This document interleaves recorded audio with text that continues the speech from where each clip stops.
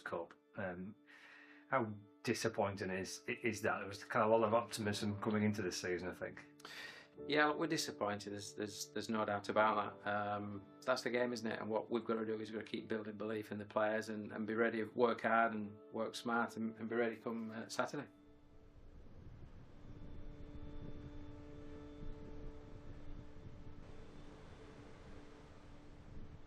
We always joke about Crosby having its own climate as well. Like every time we come, the weather's nice. First thing on a Sunday morning, it's like so quiet. Like it's early, but there's like nobody here. The first time we brought Maisie here, she thought the statues were real people, and then I was like, yeah, so did Charlie.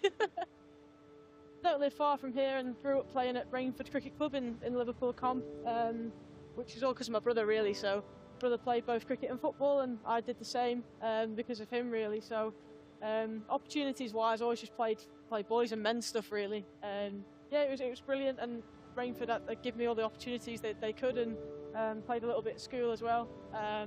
And then obviously got picked up in the Lanc setup from sort of nine onwards. So yeah, played for many years, coming through the age groups, which was all women's stuff. I'm Ellie Threlkeld, wicket-keeper batter and Thunder captain. Oh, Ellie Threlkeld, an amazing skipper, fastest hands in the northwest in the whole country, I'd say. So I think behind the sticks as a wicket-keeper, she's a phenomenal talent. You can't look past the skipper, Ellie Threlkeld. I think she's been brilliant over the last few years, you know, taking on the reins as skipper. It's never an easy job, especially with a young group like we've got. She's, you know, a formidable individual. She's still so young and she's got such incredible leadership skills. Ellie's great. Ellie is what we're about at Thunder.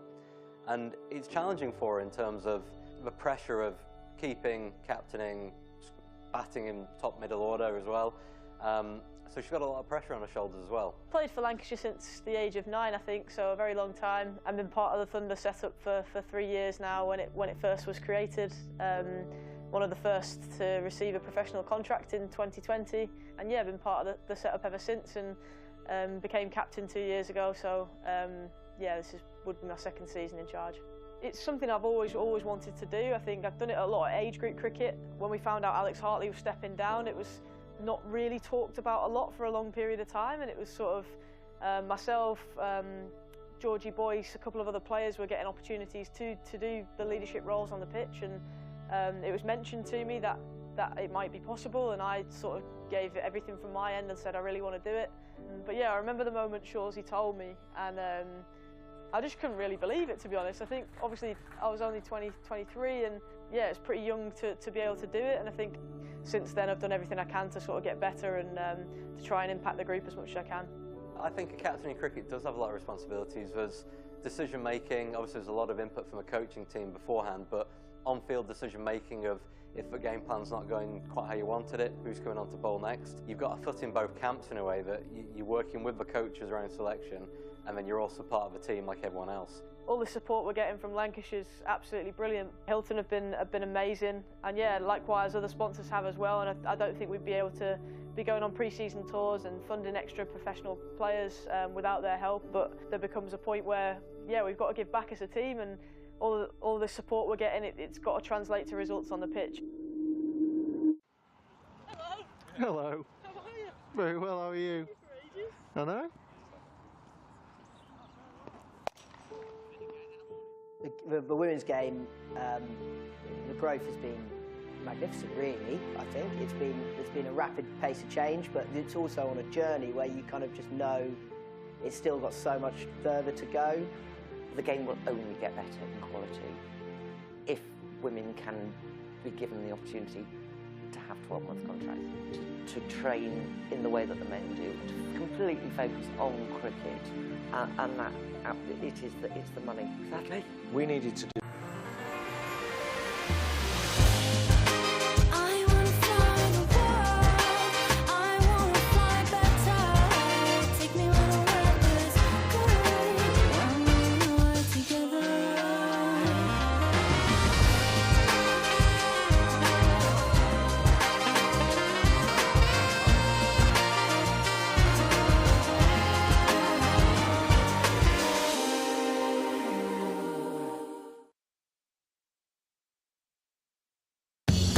Welcome to Conrad Dubai. Here's your key. Thank you. Let me help you with the bags.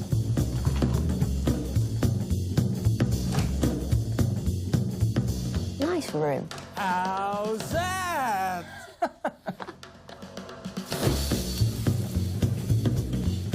How's that?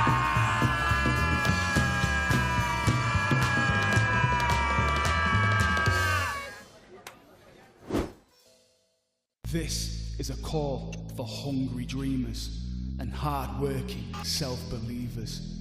Success is down to more than just luck and talent. It's striving to be the best, breaking the boundaries and never giving up. Are you ready to become your best self? Are you ready to unlock your greatness? So what are you waiting for? This is Education Evolved. This is UA 92.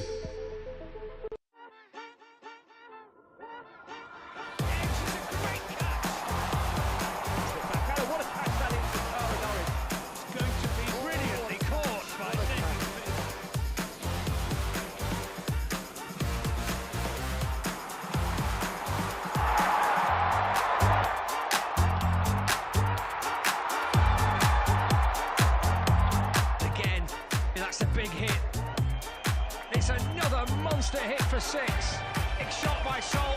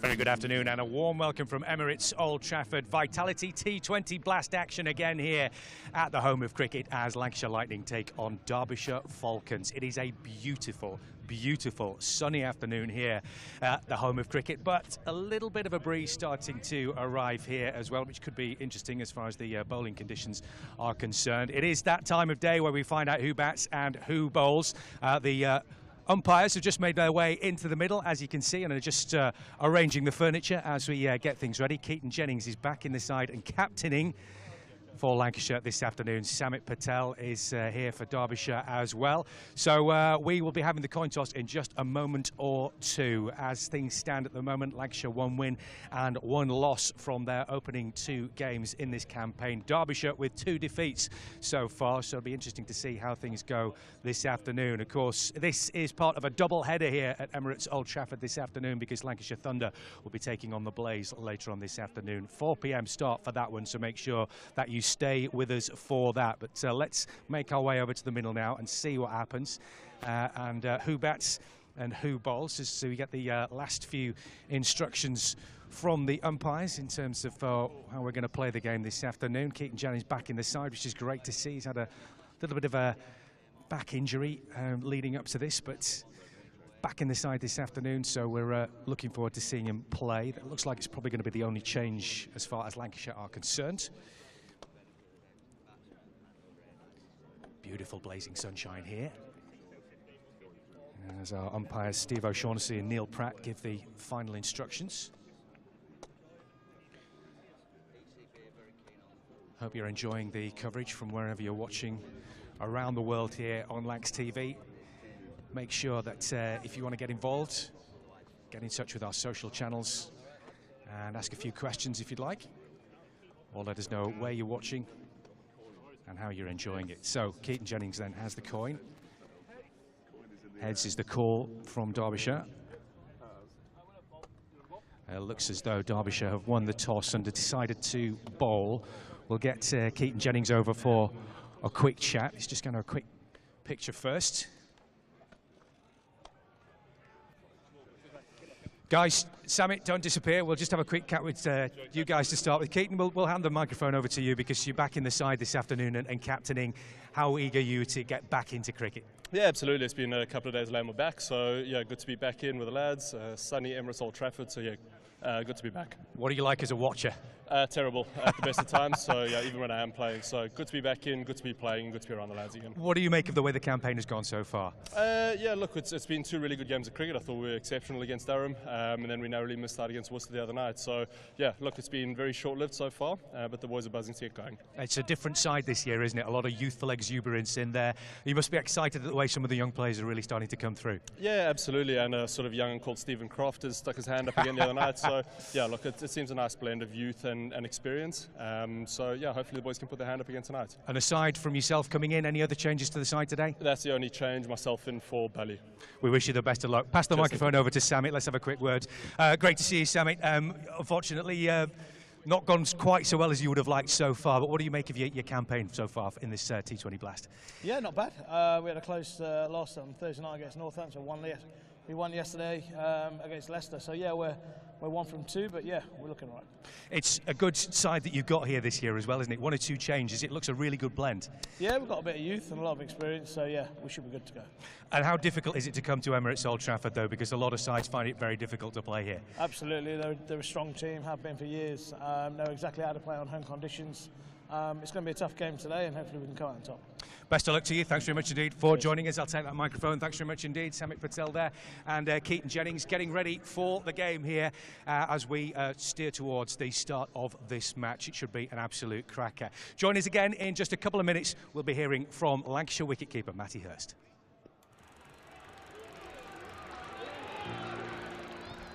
(1864).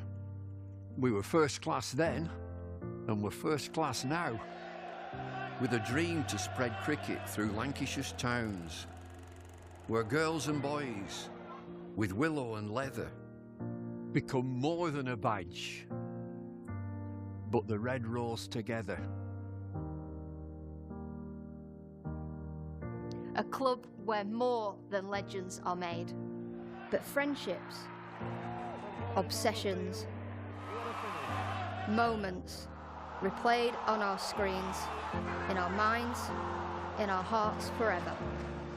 Because it's who we are, our DNA, the red rose together. Statham, Briggs, Jimmy, Freddie and Joss, Chappie, Sir Clive Lloyd, Carol Hodges, Kate Cross. What a roll call. It's a hard one to measure, with future names still to be written on the red rose together. We're all about people. It's what the red rose really means. Yeah, the ones signing autographs, but the ones behind the scenes. Our community, grassroots, the ones that feel tethered. Whether you're from here or belong here, we're the red rose together. And what about this place? Talk about world-class venues, internationals, gigs, events. You can choose from a menu of triumph, of disaster, of pain, or pleasure. We've seen it all at Emirates Old Trafford with the Red Rose together. Red ball, white ball, lightning and thunder. Have you ever sat back? Have you ever just wondered how far we've come? The storms we've weathered, or how far we'll go as the Red Rose together.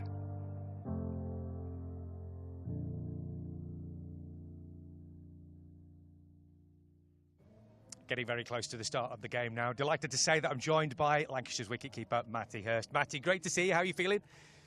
Feeling pretty good. Excited for today. In terms of how things have gone so far, one win, one defeat. What do you make of how things have started for you this Vitality Blast? I think it was a good start. Obviously against Durham, you can't be happy with the start really. But obviously it's disappointing to get the loss at Worcester. But it's just onwards and upwards from here. It's a long competition and hopefully we can progress today. Having said that, against Worcester, 45 for you. You must have been really pleased with your knock. Yeah, happy the way I started. Obviously it's my first knock in T20 cricket. Definitely happy with how I started. What's it like being part of this team? Because obviously everybody here has such a great heritage in this competition. Everybody really wants to win it. Do you get that winning feeling every time you go out with this team? Yeah, I think you have to have that expectation to win, being such a big club. But obviously, we're a group of young lads coming through, and yeah, you expect to win every game.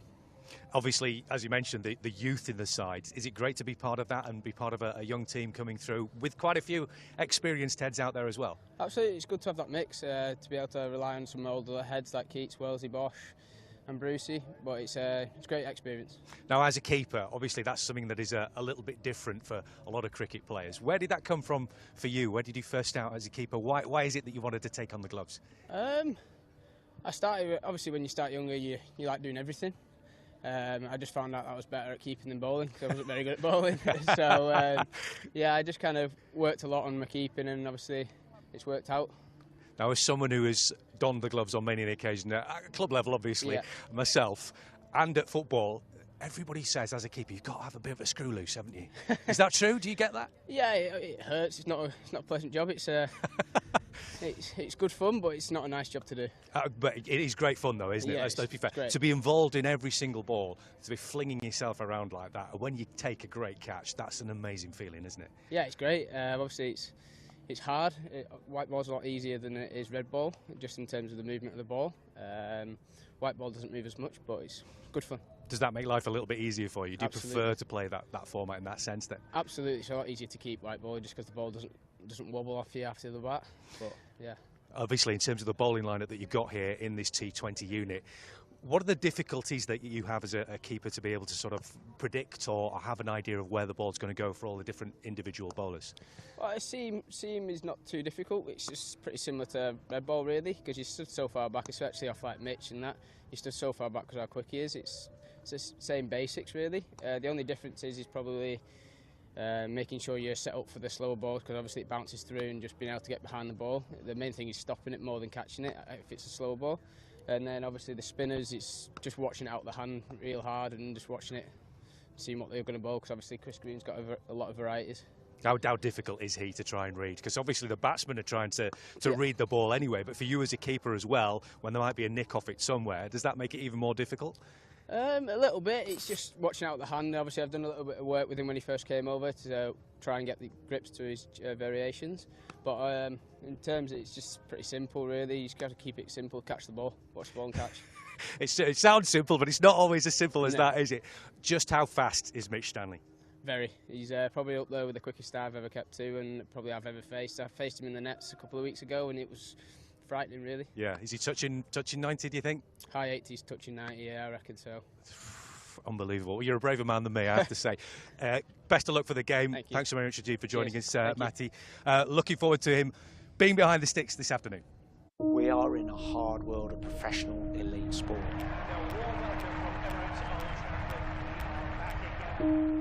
It isn't a nice Sunday school tea party. There are no hiding places. I know we are good enough, but we're just not showing it on the pitch.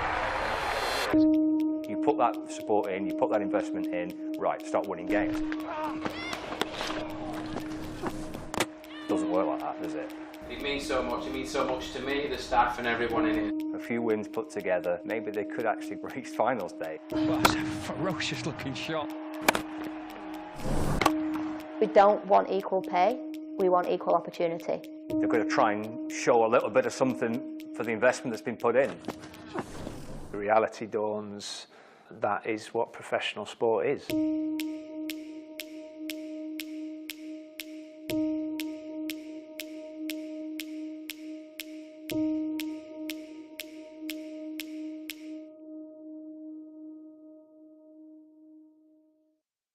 Chief President. So just to confirm, Derbyshire Falcons have won the toss and elected to bowl. Here is their team sheet for this afternoon. They line up with Harry Kane, Lewis Rees, David Lloyd, Samit Patel, the captain, Ross Whiteley, Brooke Guest, Anuj Dal, Zach Chappell, Mitch Wagstaff, Darren Dupavillon, and Pat Brown. And your Lancashire Lightning side for this afternoon is as follows. Captain Keaton Jennings, Luke Wells, Josh Bohannon, Tom Bruce, Matty Hurst, Stephen Croft, Chris Green, Tom Aspinwall, Luke Wood, Jack Blatherwick, and Mitchell Stanley. So the team sheets are in. Somewhere out there, I think, in among the crowd, I can just about spot, I think there's a Bumble. Yeah, he's dead right. I'm out amongst the crowd. This is where you've got to be. I want to know, where have you all come from? Where are you from? Knutsford. Knutsford? A cricket club in Knutsford? Or? From Toft Cricket Club in Knutsford. I know Toft Cricket Club. I bet it's posh there at Toft Cricket Club.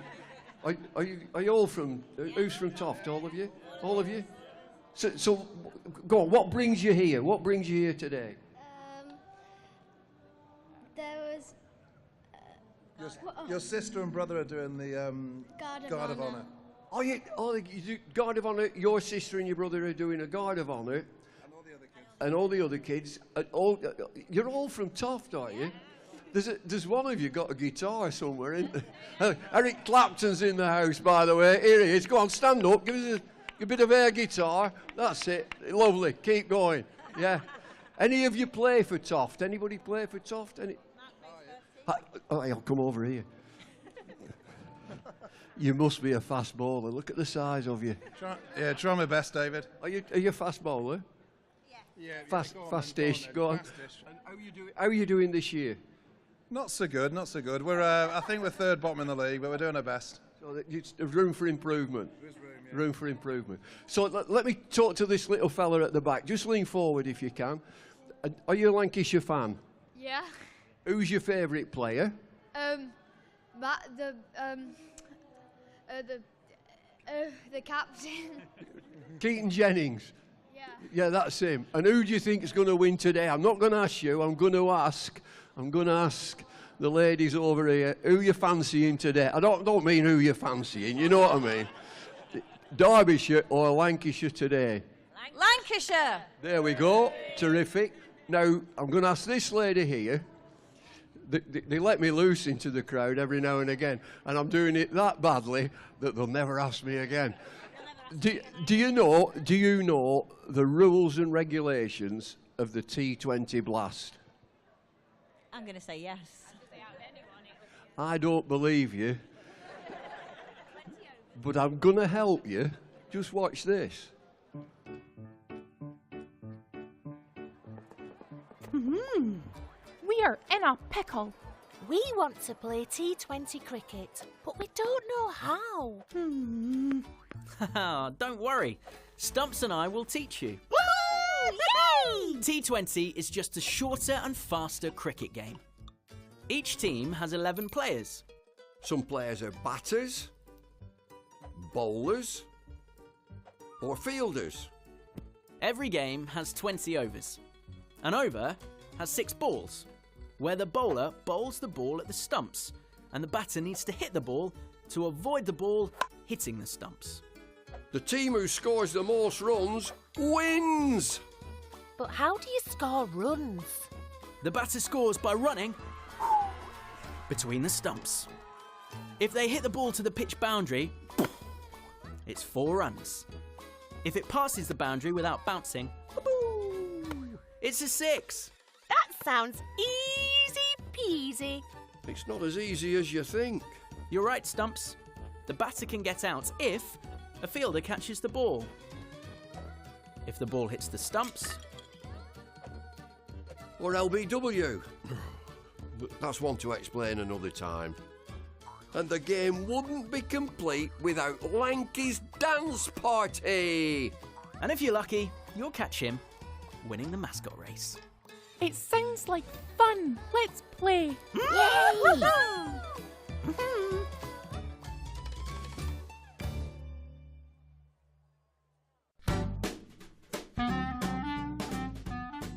We're here at Emirates Old Trafford in Manchester, the home of Lancashire Cricket Club, with our mascot Lanky. Wow. Whoa! This is where the club honours all the greatest legends. I remember this game. Woo! Wow, look at him go! This is a game between Lancashire Lightning and the Yorkshire Vikings.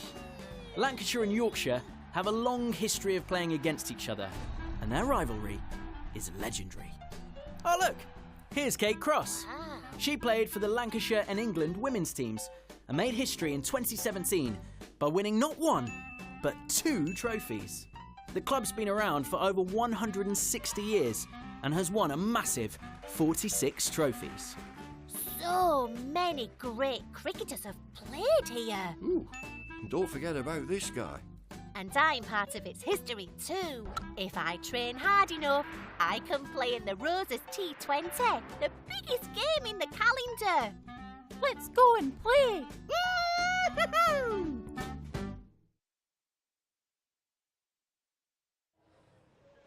You may have heard one of the voices of those characters who was alongside me, Bumble, at Lanky and Friends. I think you enjoyed that, didn't you? It was brilliant. We did it a few weeks ago, you know, when it was really cold and raining, but we got through it. We managed it. I think it's good fun. I've got to say, by the way, Bumble's just made his way back from the crowd out the way to my left hand, sprinted across. He's still got it. You're still playing, aren't you, these days? I'm not still playing. I am playing on Thursday for the over 70s at Leyland. Fantastic. And I'm having a net. I haven't had a net or anything. I'm having a net on Wednesday night. I live over in York, and so I've got a local cricket club that I go to, so I'm having a net on Wednesday. Well, I tell you what we should have sorted out was a little bit earlier on. There was a certain Mr. James Anderson was bowling along the sidelines here. Yeah. We should have stuck you in with Jimmy. Get him to bowl a few at you to get you warmed up for your game on Thursday. You know, Jimmy gets easily upset. And he was on the balcony, and I just wandered in there, and he said, "I hear you're playing." I said, "Yeah, I'm playing for the over 70s. Are you playing for the over 40s?" I tell you what, if I could still play like he can when I was over 40, I would have been absolutely delighted with that. And he looks absolutely bang on, you know, fitness-wise, he looks great. Incredible that he's had such an amazing career, and a fitting tribute that this is now the James Anderson end here at Emirates Old Trafford, isn't it? Well, there's a bit of it. I mean, it's just that little sign under the clock. Get it across the top, all the way. That would be great. So, looking forward to this afternoon's game. Keaton Jennings back in the side for Lancashire. Just how important is that going to be this afternoon? Well, it helps. I mean, he's a quality player. He had a back spasm, so he missed a game. And of course, you know, they've had 3 games in 4 days. Win one, lose one. You've got to bounce back. No better place to bounce back. And you know, conditions-wise, there's a bit of sun around, but it's quite chilly and it's breezy. It's really breezy. So the breeze is coming this way. Sensible thing is hit it that way. Hit it to the new hotel with the breeze. Well, Derbyshire have won the toss. They're the ones who decided to bowl, so they clearly think that there's something in this for them that is going to help them out in that respect. Well, it's the same pitch that we played Durham on, so just a reminder, Durham was 75 all out and Lancashire knocked them off in no time. It was a fast, rapid pitch.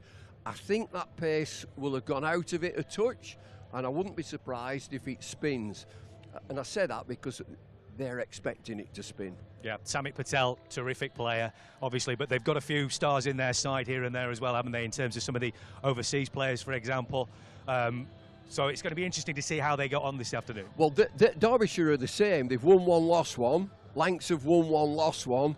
It's so important that you get some momentum in this competition, get winning. And what I said that is that you win and you get on your team bus. It's a better feeling that you're going to the next game and you're not miserable. So you're moving up that league, and of course the end product, you've got to get to finals day. That is a fabulous day. Semi-finals and finals all on the same day. You've got to get there. So it's about getting the victories, which obviously you need to be in that sort of position. Yeah. But with this competition as well, it's about peaking at the right time. It is very much so. And you need your A game. And, you can look at that table and think, well, we'll beat them and we'll beat them. Not a bit of it. They can each beat each other, and you can look at the 2 or 3 matches that have been played and 1 or 2 real surprises. Durham have lost 2, Essex have played 2, lost 2. So it's important that you get into that win, because you're after finals day. I'll tell you why you're after finals day. There's a bob or two. There's a bob or two for winning. There's always a bob or two. That's almost one of the most important things. Bommel, thanks very much indeed for joining us. You're off to sprint off to the commentary box in a minute now. Yeah. Let's head up there now and join Scott. Well, Lanky's just joined us now. Come and say hello, Lanky. Here he is. Over to you, Scott. Lanky and Bumble having a little bit of an embrace on the edge of the outfield as we welcome our viewers across Lancs TV as well. We're on BBC Radio Lancashire and we're on the BBC Sport website and app. Stephen Moore, former Lancashire opening batter, with myself and Bumble and Kevin Howells for you today, the commentary team over the next couple of hours. Derbyshire win the toss and bowl first, Stephen. Actually, I don't think it is the same pitch as Thursday. I think it's one across to the left, but bowling first here, I don't know, is it? I mean, it looks like the same pitch. I don't know. If it is, then it kind of makes sense. I mean, look, it doesn't change that much unless it's a used pitch, in which case they might think that it might deteriorate a little bit. But it was a great wicket if it is the other night. So I think it's just going to be a case of who can get the most runs on the board tonight and play positive cricket. I don't know where Bumble's going. Looks like he's going up towards the dressing room. He's not you're not playing, Bumble. getting his kit on. I know they lost on Friday, but come on, Bumble. This is the 2 sides in full then. So Luke Wells and Keaton Jennings. And then Josh Bahan, Tom Bruce, Matty Hurst, Stephen Croft, Chris Green, Tom Aspinwall, Luke Wood, Jack Blatherwick and Mitchell Stanley. So it's one change. George Bell dropping out because Keaton Jennings is back fit. Saqib Mahmood was named in the squad, but not 100%. I think he's got not feeling great, maybe a migraine, something like that, but he's not 100%, so he's not available today. Derbyshire Falcons, they played yesterday in the blast-off. That was to launch the T20 competition this season that started 2 days before it. Yeah, just a little bit late. Derbyshire Falcons, they beat Leicestershire Foxes by 4 wickets at Edgbaston yesterday, which was their second match because they lost their first at Northants. So they've played 2, they've won 1 and they've lost 1, just a little bit like Lancashire. So maybe it's early season form, isn't it? It's just trying to settle in a little bit. Yeah, definitely. You know, the teams are starting to try and just find out the pattern that's going to work for them, find their form, and establish their roles. And Lancashire, as we know, have got a couple of young guys in their team as well, so trying to find their balance and get used to playing on the big stage. This is how the Derbyshire Falcons are going to line up. Harry Kane, Lewis Rees and David Lloyd. Not that one. Samit Patel, Brooke Guest, Ross Whiteley, Zach Chappell, Mitch Wagstaff, Pat Brown, Darren Dupavlon and Anuj Dal make up the Derbyshire side. It's one of your former clubs, Derbyshire. I know it was a while back, Stephen, but one of your former clubs. Samit Patel's a really interesting signing for them, isn't he? I mean, talk about having absolute bags of experience. Yeah, I mean, we've discussed this a lot. When you've got a lot of young players coming through, actually, people like Samit are in the twilight of their career, but they've got all that experience and knowledge that they can pass on to some of that youth. And he proved himself, obviously, last night in a crunch game to try and get them through, still score some runs. And he's a wily 2020 cricketer, that's for sure. And sometimes you can't beat a bit of a wily 2020 cricketer, can you? Yeah, 64 he got yesterday from 32, batting right in the middle of their innings, and just kind of, I guess, of bringing that absolute experience to try and help the team over the line and win. Yeah, I mean, it's similar to what Stephen Croft's doing for Lancashire at the moment. Actually having just that experience in the middle of your order, you're hoping that the young guys are going to come to the party and blast it and take the game away, but it does give those youngsters a bit of extra confidence when they know they've got someone with all that experience just in that middle order there to hold things together should things not go quite to plan. And he picked up 2 wickets as well, 2 for 21, so pretty decent day for Samit Patel. Keaton Jennings returns for Lancashire today, so they've pushed George Bell out their side to get Jennings in. Obviously, captain is going to presumably open the batting. I mean, it's been Bohannon and Wells, hasn't it? But I don't know how much of that has been because of Keaton's injury. You'd want Keaton at the top, wouldn't you? I think, yeah. If he's got anything to say about it, I'm sure he'll be going, you just take a seat, guys. I've got this. I got this. It's the best place to bat at the top of the order, so it's sought after. Yeah, and it's not quite worked just yet for Josh Bohannon, but as we've said, form can come back as quickly as it disappears, doesn't it? Absolutely, yeah. No, he's a great player. He's done really well over the last few seasons for Lancashire, and I'm sure he'd like to have a good 2020 and kickstart his season this year. So yeah, you can't write him off, and I'm sure he's just one innings, one shot away from finding that groove again. Yep. I can see the young mascots are flag waving just down below us here. I can see Lanky, I don't quite know what he's doing, looks like he's up to no good. But for viewers on Lancs TV, we can head back outside and join Fraser. Ladies and gentlemen, please welcome, with a guard of honour from Toft Cricket Club, our umpires for this afternoon, Steve O'Shaughnessy and Neil Pratt.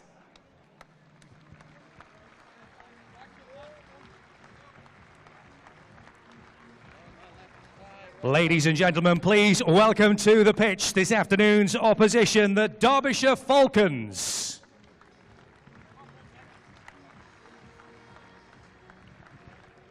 You hold that still. Thank you. Emirates Old Trafford, please give a huge warm welcome to the opening batters for Lancashire Lightning.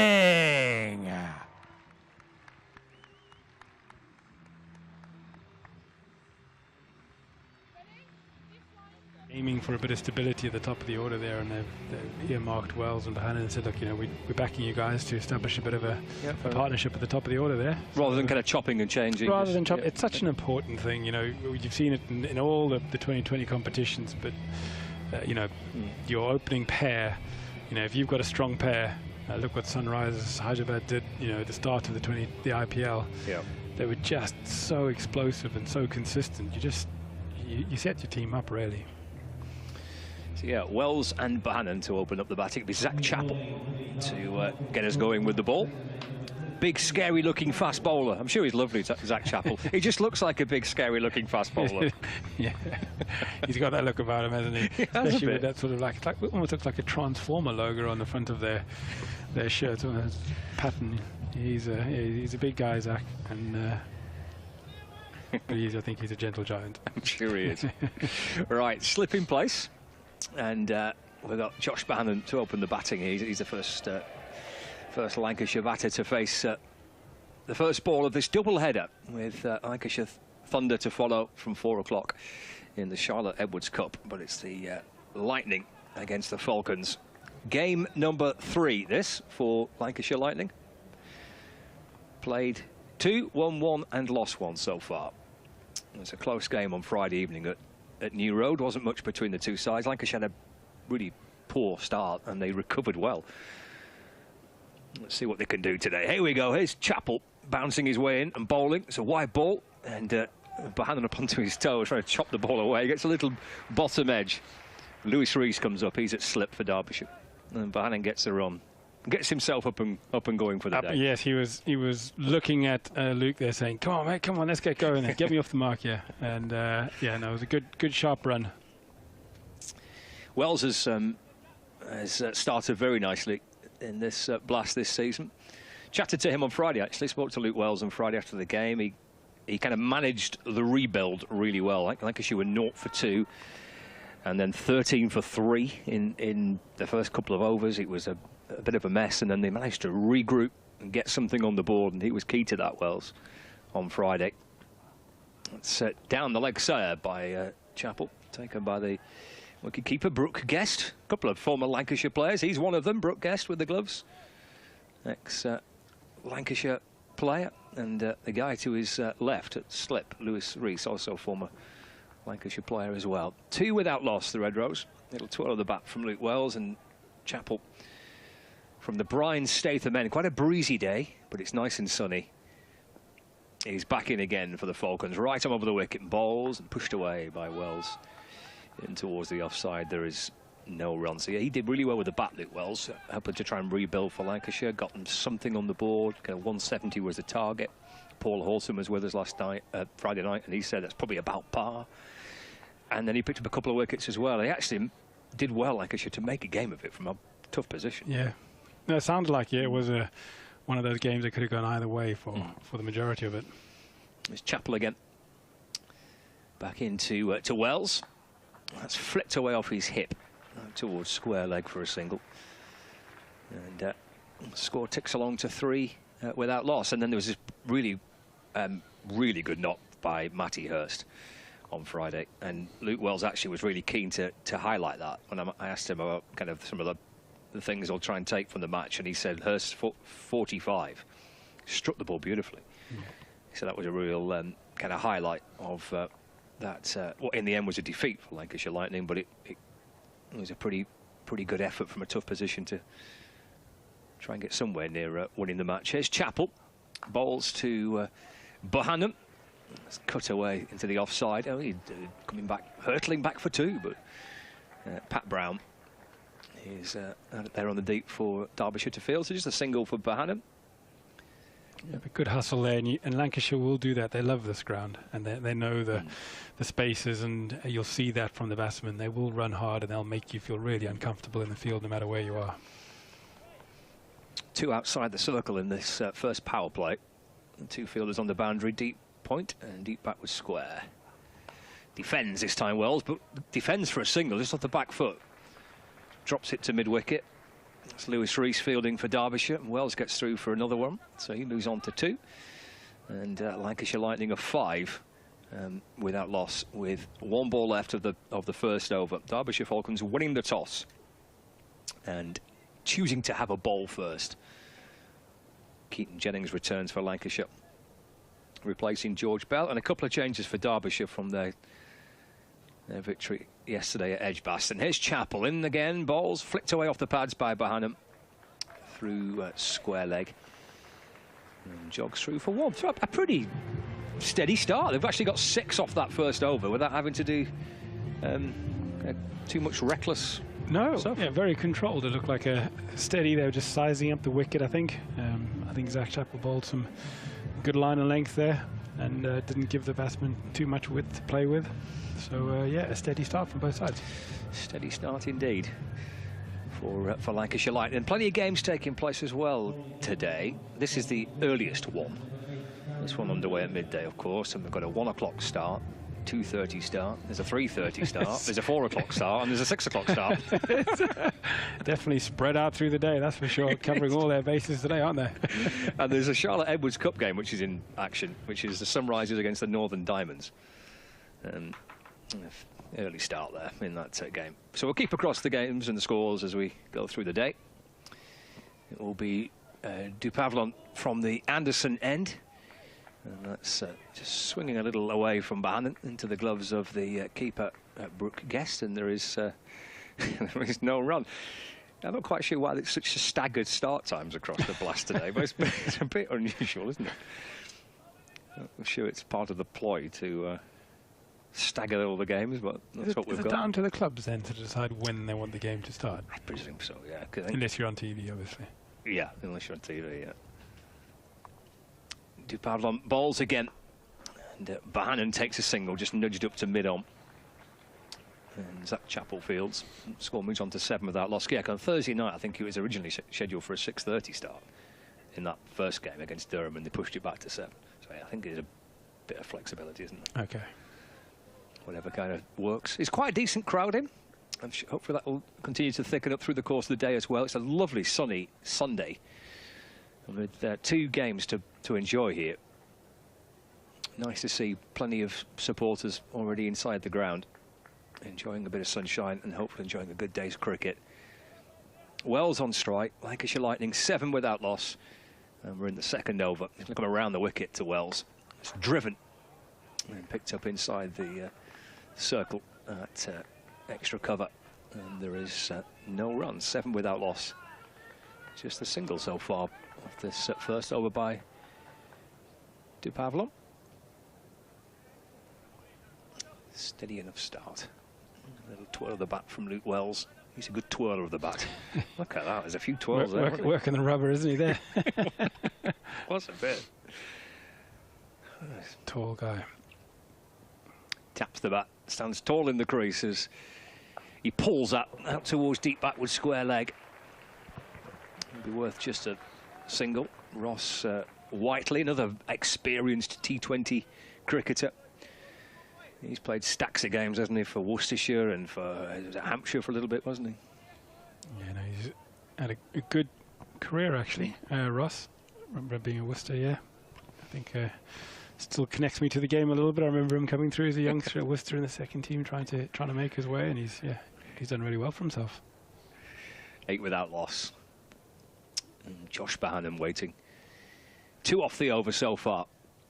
Oh, he's in position to ramp it, and does. It's in the air, bouncing down towards the boundary, and skips over the rope. Well, enterprising stuff from Josh Bohannon as he gets a 4 scooped over the keeper. 12 without loss. You know, that was a nice shot there from Josh. He got down low early, and with the pace in the wicket, it's a good wicket this, and Dupavlon sort of skipping it through. He's quite a skiddy little bowler. He could just, doesn't have to do much with it, just get the angle of the bat, and it really sailed quite nicely, high and long for a nice control. That's just a steady shot for these batsmen nowadays, isn't it? Final ball of the second over. Bohannon on 8. It's a slower ball, and that is well delivered too. Just deceives a little there, Josh Bohannon, through to the keeper. End of the over, 12 without loss. Yeah, no, that's a nice control there. It's a slower bouncer, really. And it's a very difficult shot, and it's useful on this big ground here at Old Trafford. It gives you, unless you pick it early as a batsman, it actually doesn't give you a lot to work with. And it was delivered perfectly, completely foxed. Josh there, he was in no position really to play it, and just had to watch it go past his shoulder. Lanky's off for a wander. No, he's going to go and see a little baby. Look at that. Happy days. Not so sure one of them about Lanky, but I suppose if you're that age and you've got this enormous giraffe staring down at you. I can understand the trepidation, yes. Scares me, to be honest. It's Pat Brown from the Statham end. Yeah, that's defended by Wells, just nudged away to mid-wicket where Lewis Rees fields. No runs. A 12 without loss for starting the third over. Wells on 3, Bohannon on 8.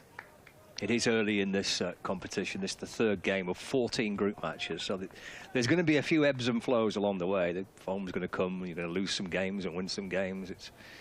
It's about qualifying, isn't it? Reaching the knockout stage. Here's Brown, balls again, flashed out towards the leg side by Wells. Again, just for 1. He moves to 4, and the score moves on to 13 without loss. Yeah, absolutely. As you're saying, at this early stage in the competition, you're trying to find your feet, trying to find your rhythm.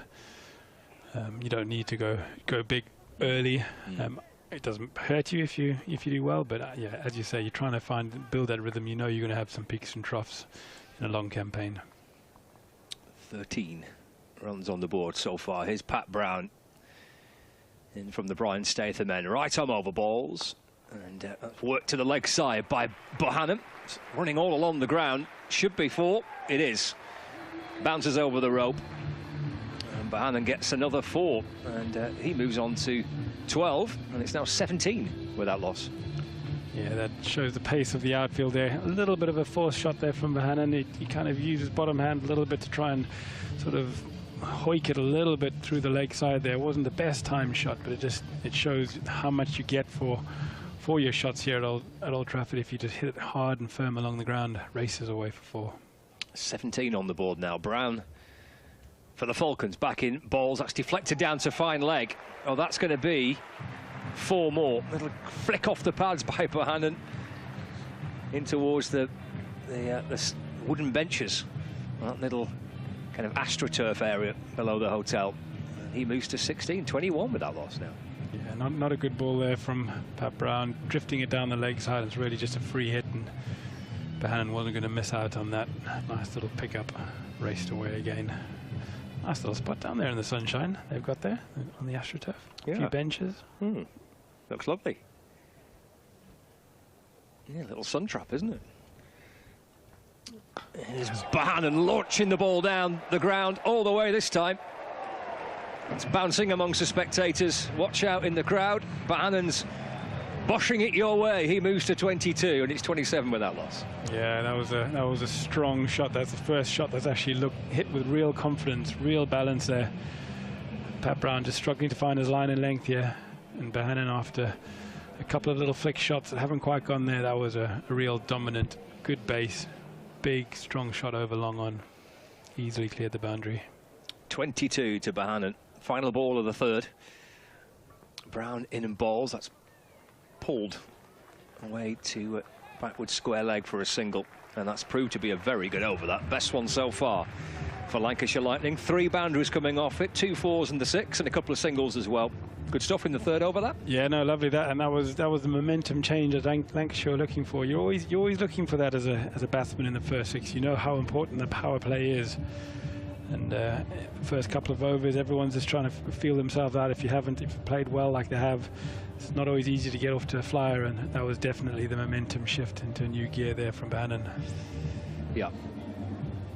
Chance to free his hands up a little bit as well. Get some runs. Plenty of families in today, which is lovely. This double header today. There's lots of kids around.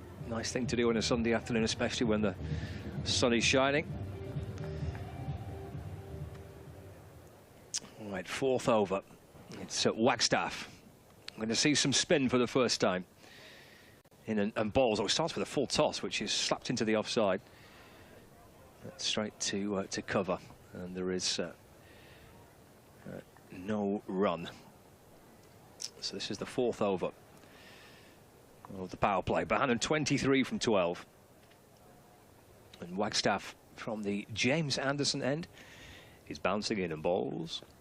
And that's nudged away by Bohannon to the leg side. And there's the Derbyshire skipper, Samit Patel, to field. And there's no run.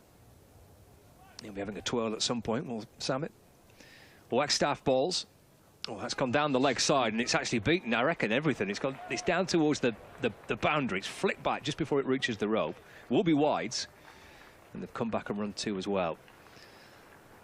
Just pushing Lancashire's total up by a further 3 runs, 31 with that loss for the wides down the leg side. And 23 from 13 balls faced. Here's Wagstaff in, it's swept, and he's got that between short fine leg and square leg, and he gets another 4. Bohannon rattling up to 27 now. It's 35 with that loss. Yeah, that was a nice shot there. He shuffled across, gave himself access to that leg side there, and a lovely sweep shot, just hitting with the spin and just putting Wagstaff under a little bit of pressure here. I'm sure he'll continue to go here, Bohannon. He's got a bit of momentum into his innings, and I'm sure he'll want to take advantage of it now. 27 from 14, Josh Bohannon. Here's Wagstaff. Down the pitch he comes and wallops it down the ground for 4. Well, it's turning into a really good afternoon for Josh Bohannon. He'll feel like he's maybe got his campaign up and running here. 31 from 15. It's now 39 with that loss. Yeah, that's another lovely dominant shot there. Good use of the feet. After sweeping that ball before, used his feet, got down to the pitch of the ball, and yeah, whistled back past the bowler for 4. Wagstaff got 2 balls left. He's considered 2 boundaries so far in this over. There's more runs here. This might beat short fine leg. No, it's a good stop inside the circle. They'll come back for 2. It's good running as well. Nice stop by Du Pavilion, and it's kind of hustled second by Bohannon. 41 without loss. And that was very good running. He made that because actually I think he thought he was going to beat Fine Leg, but he ran that first run so hard. It almost caught Luke Wells by surprise there that he was coming back for the second when the fielder parried the ball. Very good running. Nice too. Keeps momentum. That all those little extra runs make a big difference. Yeah, it don't feel like much, does it? But to have just ticked out another one, to come back and to make sure you come back for 2. It keeps pushing the score along, doesn't it? Just be a single this time, I reckon. Just leans into it and works it through the leg side for 1. Pat Brown coming up to field. So we've had 4 overs here, 42 without loss. I mentioned we keep across some of the games elsewhere. There is a Charlotte Edwards Cup fixture taking place. 69 for 2. This is the Northern Diamonds at Sunrisers. We will bring you the Lancashire Thunder game against the Blaze from 4 o'clock. We'll keep you across the other Vitality Blast fixtures through the course of the day as well. It's like a clock start, isn't it, for our other games? Is from 1 o'clock it will be Hampshire, and then from 2:30 Glamorgan, then from 3:30 Northampton, then from 4 it's Essex, and then Surrey. Wrap it up at 6. Yeah, you absolutely are. Yeah, plenty of cricket today. Right, over number 5. There's 42 without loss. Oh, a bottom edge from Bahan, and he kind of frantically looks over his shoulder to make sure it's not ricocheting back on towards the stumps. He gets 1 for it. 35 to Josh Bahan, and he'll feel a bit better about things, won't he now? Yes, he's definitely picked up a little momentum, and he's hit some beautiful shots with real authority, so that'll definitely help him feel settled. Giving his shoulder a little bit of a rub there. I think that last shot wasn't the most elegant, and looks like he might have tweaked his shoulder in the process. Hopefully it's not too bad. Hey, he's twirling that right shoulder around a bit, isn't he? 43 without loss. Wells back on strike. He's played a bit of a watching role here, Luke Wells. Not faced too much of the strike. He's heaving that away to the leg side. Not with perhaps the timing he was hoping for. Just about lands beyond the fielding circle, actually. Gets 1 for it. 44 without loss. Very similar to the kind of shot that Durham played a lot and got out a lot the other night on the same pitch. It sort of seemed like the shorter ball here, when they bang it in, just seems to rush the batsman. It gets big on them, puts them into a slightly awkward position, and Wells there really connecting that off his sticker, trying to get it over the onside, and luckily it landed in no man's land. 44 without loss. So Bahan back on strike. Full and wide. It's a good kind of wide Yorker, that, isn't it? Swing and a miss from Bahan, and swings him onto his knees, actually. Through to the keeper. Dot ball. No run. 44 without loss. So there's 3 balls left of the 5th over. 2 so far off this. 44 without loss. There's a deep backward point and a deep square leg. The 2 fielders beyond the circle. Short fine, short third. Bannon looks to try and uppercut it. Reaching for it, up onto his toes, and then peers over his shoulder towards the square leg umpire. Brave delivery, that. He's only got a man out at sort of a deep backward point. No one back, almost behind square, really. And so that was almost a free shot there for Bahanan. It was dug in, zipped through. He just needed to get a little bit on it, and probably would have got 4 or 6 for it. The umpire signalling there that it was 1 short ball for the over. So 44 with that loss. 35 to Bahanan. It's actually steady stuff, this, in this 5th over. Full again. Slashed out towards the leg side. Bahanan moves on to 36. And Lancashire Lightning now to 45 without loss. Lost the shape a little bit there, Bahanan, this over. Bottom hand coming through, hasn't quite timed it, and he's looking a little bit frustrated, swinging the bat and rubbing that shoulder a bit. But yeah, it's been a good over so far from the pavilion. It has, yeah, just 3 off it. Yeah, tidy stuff. About kind of the first over, really, that it felt like Derbyshire have probably won. They've kind of marginally been Lancashire's And that ends with a wicket of Luke Wells. Well, a good over turns into an excellent one for Derbyshire Falcons because Wells has gone. He's been bowled for 5. And Lancashire lose their first wicket with the final ball of the 5th over, 45 for 1. Yeah, that was it's been a lovely over and finished off emphatically there. A nice slower ball. Did Luke Wells all ends up. He was through the shot too early and he couldn't really control his shape, and it just slipped between bat and pad and cleared into middle and leg stump there. And yeah, that was a lovely piece of bowling and a lovely way to finish the over for Derbyshire. It was. First wicket to fall. It's going to bring out the Lancashire captain, Keaton Jennings. His first appearance in the Blast this season. But I don't think he played a single Blast game last year. I think he missed the entire T20 competition last year for Lancashire because of injury, Keaton Jennings. So nice to see him back out in the Lightning red. 45 for 1, 5 overs gone. Stephen Moore will be back a little bit later on. Bumble's with us. Afternoon, Bumble. Yeah, what a start. They've got off to an absolute flyer here. Same pitch as they played Durham on, so it's got a little bit of pace.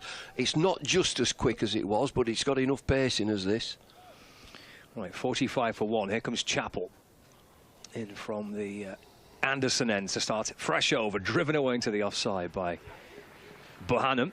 He's going to hustle back for 2, isn't he? Well, I say hustle, he's in the end, he's going to jog back for 2. That time Whiteley sends it in. Bohannon moves to 38. You need a big score. They've targeted 180 plus. Derbyshire winning the toss, and they've elected to have a chase. I think that's what it is. They just think we'll have a chase. Okay. Dry pitch, very dry. 38 to Bohannon. Here's Chappell towering his way in. Run down to short third by Bohannon. There's more than one David Lloyd, because that's David Lloyd fielding there. Do you know, when I did that stuff in the crowd and the teams were read out, it put me off. And number 4, David Lloyd. What? Well, we saw you jogging up the steps to the Lancashire dressing room. I thought you were going to strap your pads on and get out there. Well, I'm training for Thursday. Oh, what's happening Thursday? I'm playing on Thursday. Oh, my goodness. 48 for 1. Chappell to Jennings. He just slides past the edge of the bat and through to the keeper, no run. Yeah, I've just got myself a sweater. I've got kit, sort of. Right. And it's the over 70s. I got invited to play. And it was from Davy Makinson, who played here. And he's the groundsman now at Leyland. He said, how do you fancy? Straight away I said, yeah, that's great. And then slept on it. I thought, what have I done? Why do I want to do that? 48 for 1, Chappell bowls again. Shovelled away at the hit by Jennings, stopped at mid-wicket, and there's no run. But I'm into it now. I'm keen to play. And I've been back at home, I've been sort of shadow playing and trying to get me ball in action. Whether I can propel it, or if I'm required to bowl 22 yards, I'm not sure I can get it 22 yards. 48 for 1, Chappell to Jennings. They're trying to ramp it, scoop it over his shoulder, didn't quite get a hold of it. Gets a single though. And I'm dreading a catch. That ball's hard. You lose you lose the hardness in your hands. You know, when you're playing, your hands are really hard and you catch the ball. And not when you haven't played for about 40 years. Although I know I played in the league, didn't I? I played Lancashire League for a little while. Enjoyed it too. Final ball of the 6th over. Chappell bowls again. Wide. Yeah, down the leg side. That's the call. Steve O'Shaughnessy. Brings up the 50, that, for Lancashire too as well. 50 for 1. It's a great start. Bohannon, you know, from being out of touch, has suddenly found his touch. 50 on the board. Final delivery of the power play, this. Chappell to Bohannon, who's scooped up in the air. He's going to be caught at mid-off. Wagstaff with the catch, and Bohannon's entertaining little innings comes to an end, out for 39, 50 for 2 at the end of the 6th. Well, a nearly innings from Josh Bohannon. He's played wonderfully well. You'd think at 39 off 23 he's well set. You're just seeing him go off, and this is one of the classic walk-offs. He's banging the ground, he's chuntering away to himself. He's got plenty to say. It's a bad time for Lancs to just lose a wicket, losing a little bit of momentum. 50 for 2. Jennings is on 1 from 3. Overseas player Tom Bruce, who again is shorter runs. And these are perfect games. They come thick and fast, T20 matches, and it's a good time to get back in nick. Of course, you want to get on a decent pitch, which they've got. But Zach Chappell with a slower delivery lands it perfectly, and he's just scooped up to mid-off, just outside the fielding circle. Good afternoon, Kevin Howell. Good afternoon to you, David. Third game in 4 days for these boys. Derbyshire and Birmingham only yesterday afternoon. I think Lancashire got into town from their Worcester Friday away at 1:45 Saturday morning. So they've had a lie-in yesterday, but for me, I have to say, as a spectator, which is basically what I am, it's working for me. I'm loving this, 4 days, Thursday, Friday, Saturday and Sunday for T20. It works for me. It's a different matter for the players. I'm fully aware of that. 50 for 2. 6 overs so far gone. Jennings and Bruce is the new batter out there, but this is Jennings who will work the first one he faces, the 7th over. It's a good debate, you know. It is such a good debate, because I'm with you that I think it works. It gets into people's minds. Oh, there's another game, there's another game. It's not. It isn't ideal for the players, because you've no time to review and to reflect and to prepare. Yeah. It's Wagstaff here, who's bowling his second over. His first went for 14. One so far off this over. 51 for 2 in the 7th over, and Wagstaff with his spin in, and that's a low full toss out there on the leg side. How far is it gone? Missed by the fellow down there on the right hand side. It was a good attempt, but it's a 6. Very good attempt there down there with a steward, but it's a 6 more importantly, and it takes the score up to 57 for 2 in the 7th. It's a flat 6 as well, to the short boundary, and it's towards the metro station. If anybody is listening and watching, that's where he's hit this, towards the metro station. It's not on the lines. Sorry, first ball he faced, no. Thank goodness for that. Otherwise they'd be charging for it, believe me. I've been on there. Next delivery goes back and pushed into the offside, and there will be no run on this occasion. First ball faced, he gets it away for a 6. Does Bruce. He's looking to make his mark in the competition as well, and in a Lancashire shirt. 57 for 2.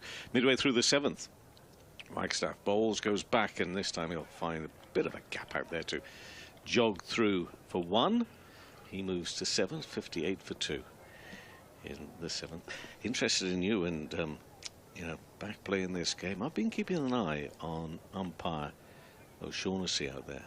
Of course, he could hit the ball the long way and did often at this very venue, but I've been keeping an eye on him. I'll come back to that in a second. Wagstaff in, and this one's driven out of the reach of Sami Patel. It's got to be stopped just in front of the boundary. Oh, it's one of those that he pushes it onto the rope. Oh, you got to feel for Harry Kane there. You see that so often.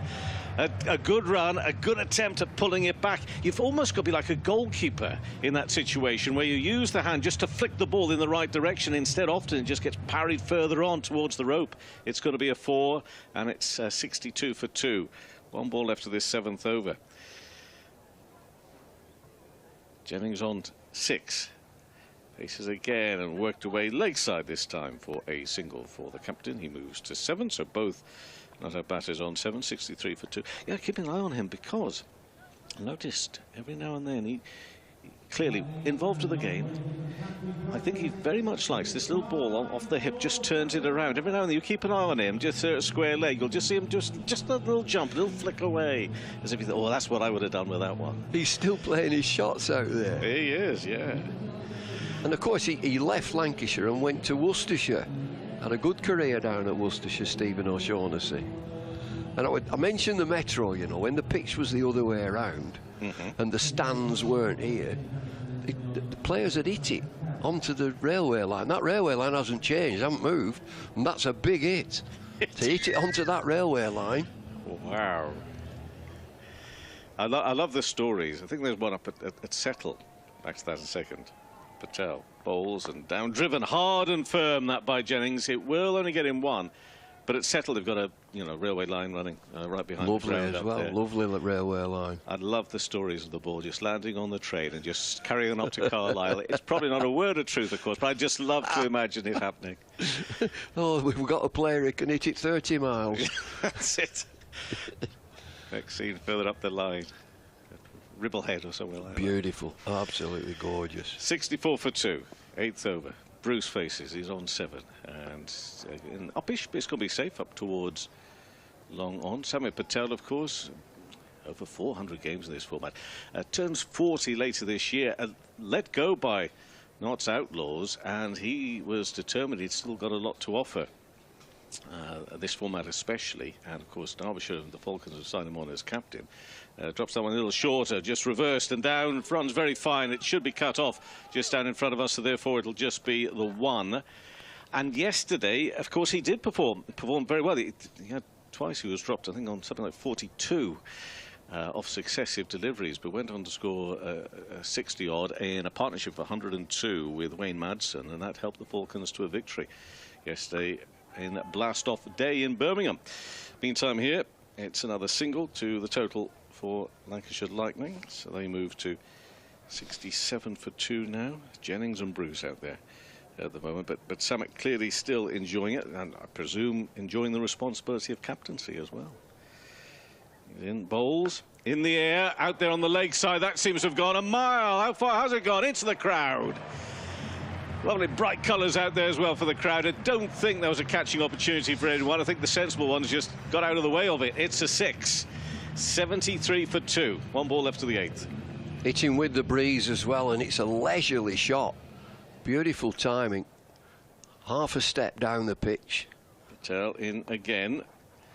Captain to captain, and Jennings on the leg side along the ground this time. Far more genteel for a single. He'll keep the strike. He moves to 16, 74 for 2 after 8 over. So Bruce and Jennings making the most of that Patel over, which went for 11 runs in the end, his first one. I'm just thinking, 10 and over is about right. They'll be looking for 200. They're 9+ at the minute.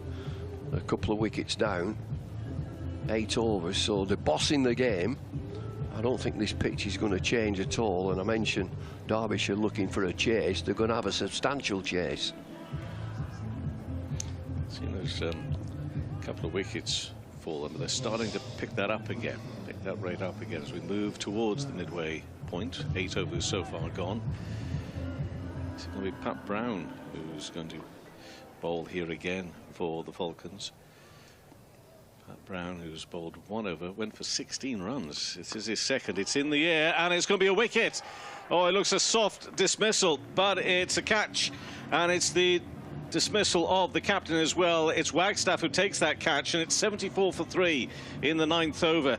Sometimes these dismissals are made to look so soft. So it's a slower delivery.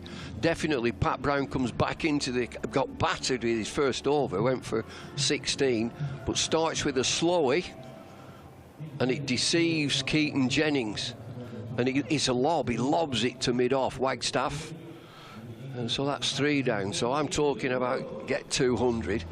You need partnerships. You've got to get a partnership going. You know, that's another player that has promised. He's looking great. Now then, look what's happened here. Now this is different. Luke Wood from Lancashire. You're expecting him to come 3-4 further places down. Oh, at least, yeah. At least. Yeah, he can hit the ball. We know he can. Most players can these days, I guess, especially playing T20. Well, I mean, it's a good move. It's a thoughtful move to say, OK, we're going to put him in, but there is some firepower that they could have put in. So who's he's come to have a go at? Samit Patel, probably. Samit can take himself off. Well, he's got to face Brown to start off with, of course. Pat Brown again, another looking to just get his career going again. Pat Brown here with the Falcons. He's a shorter pitch ball down the leg side, so easy enough for anybody to face, including Luke Wood. And it's a signal as an umpire by the umpire here as a leg side wide. Nice touch from Pat yesterday, former Worcestershire player. Pat Brown, he took a wicket yesterday, and on doing so just raised the main kit, and underneath had a T-shirt with Josh Baker his name and his number on the shirt there in memory of a former colleague passed a few weeks ago. This is nicely played by Wood, kept down towards the third area, and another single to the total. But yeah, interesting from Lancashire, bringing Wood up. See what he can do. We still haven't seen Croft, of course. We know what he's capable of. Matty Hurst is, tell you, looking forward to Hurst over the next couple of seasons and beyond. Real encouraging signs this year from Matty Hurst, but not called upon as yet. Brown turns. Runs away to bowl to Bruce, who's on 9 at the moment, on the leg stump and clipped away. It's not gone far enough to go for a 4. Does go far enough for them to pick up 2 runs, though.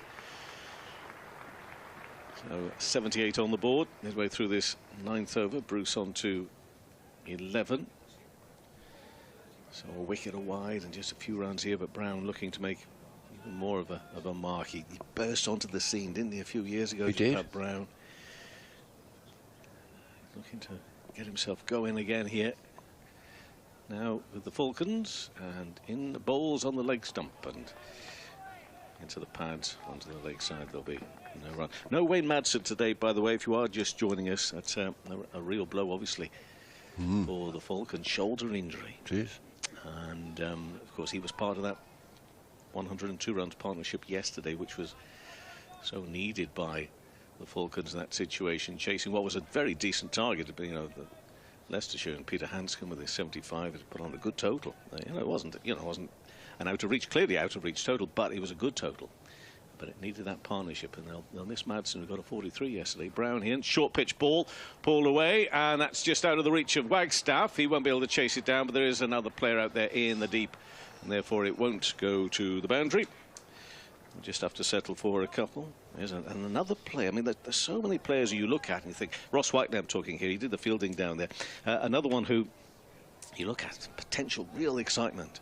I mean, one of the difficulties, as is the case in all formats of cricket, but in T20 as well, is getting consistency. You know, you can think of great performances every now and then. It's getting that consistency within the game.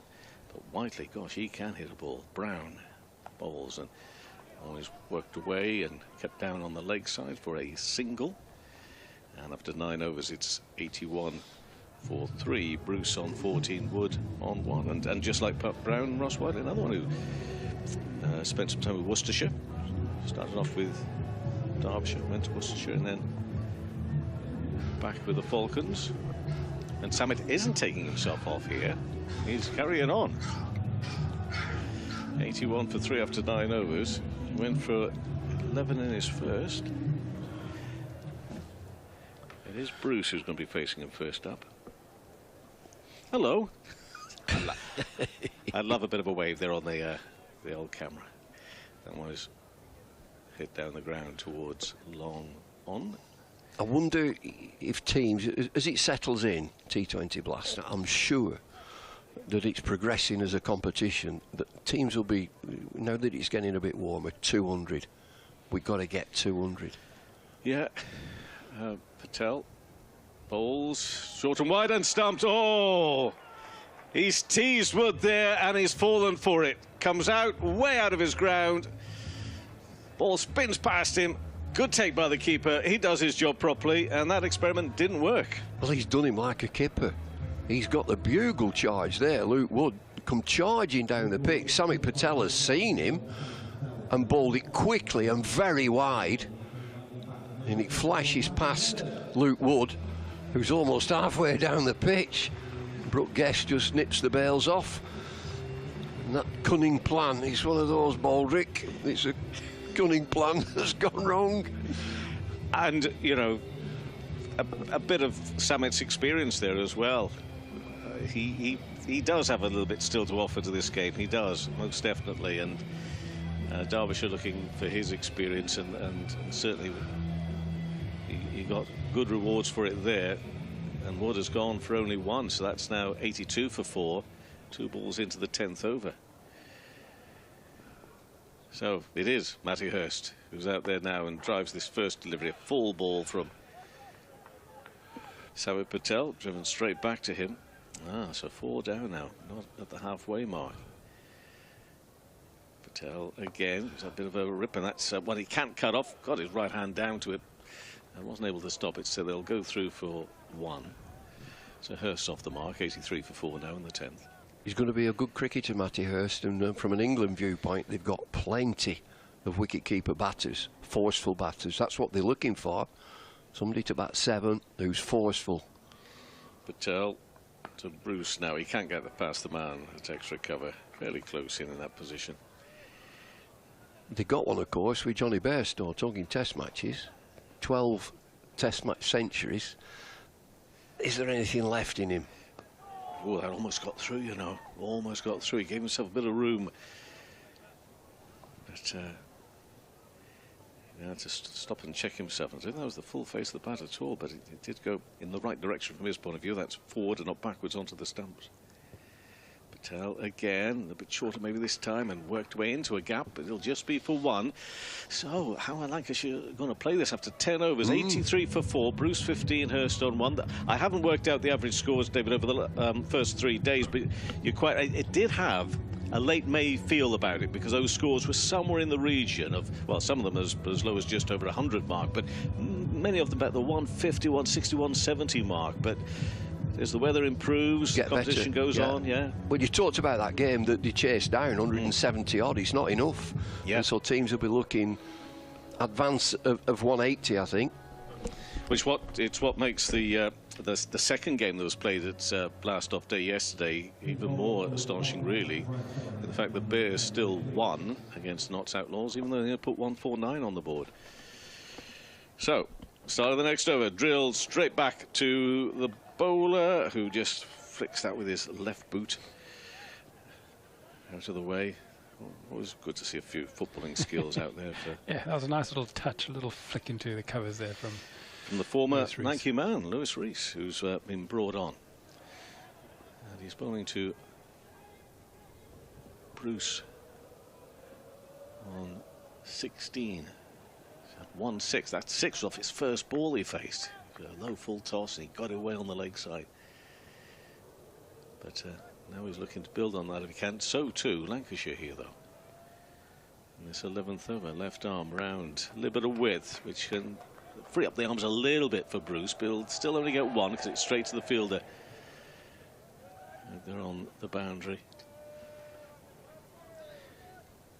So, as we are in this early stage of the competition, we've only just crept into June. We've just been talking about the fact, you know, the pitches aren't necessarily going to be at their best as they might be even, you know, further on into the summer. This one's driven. Good stop, good piece of fielding from the captain there, Sami Patel, diving to his right-hand side. But, you know, we hear about this idea in this competition of whatever the wicket's down, you keep going, you keep going, you keep going at it. Interesting to hear from you at the moment, if you're in the Lancashire camp, what you're thinking about that situation with 4 down just in this 11th over. No one's on leg stump, so Hurst doesn't have as much room to work with, but he still gets it away for a single on the leg side. I think if you're a confident side, you just go. Yeah. You know, there is no build phase anymore in 2020 cricket. If you're a confident side with depth through it, I think sides will just go. And if you get bowled out, you get bowled out. That's something I definitely learnt sort of midway through my career. Bruce is on 17, gets down and tries to slog sweep that, but he doesn't actually get anything on it. Plays and misses at it, taken by the keeper. It was actually a game here against, it was a Roses match where the coach Peter Moores told me off once for trying to rebuild an innings after we'd lost some early wickets. He said I'd lost the match for the team. Oh, has he stumped him? It's a wide, but no, he hasn't stumped him. It is definitely wide. Look, you've really thrown me there, because, do you know, is that the first time you've ever shared that with anybody? I felt great when I came back in. I thought I did a good job. Yeah, batted some overs there, took us, back towards, 18, 19 overs in the middle there. I thought, I'm going to get a good pat in the back, and I got told off. I thought, what?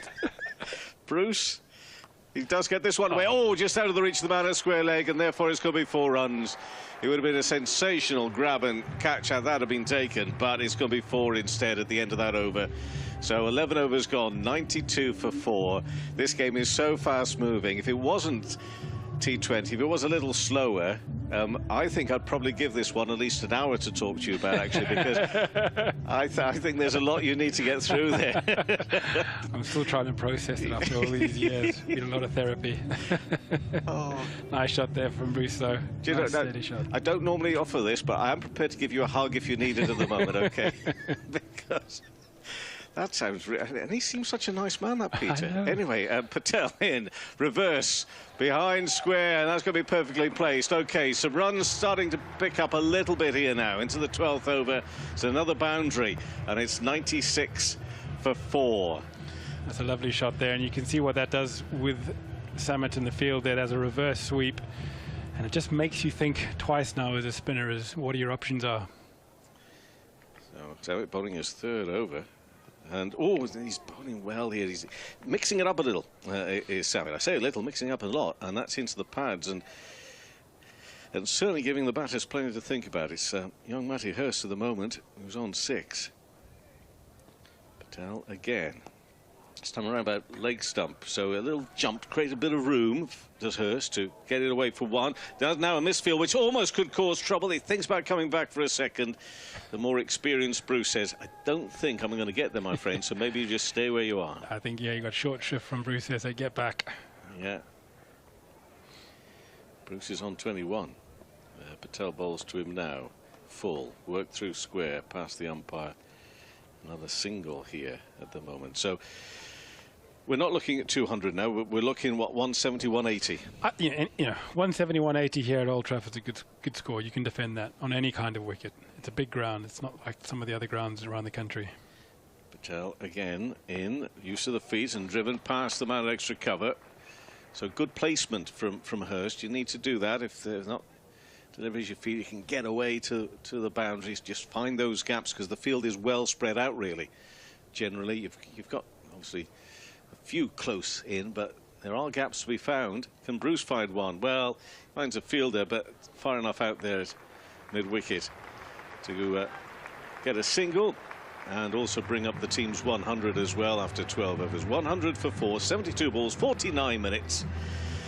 So they've got to the 100 mark after 12, so you'd be feeling, with 4 wickets down, you are feeling as though you should really be able to get the 170 mark here. I think, yeah, they'll especially after the start they had, they'll be disappointed if they don't get to 170 now.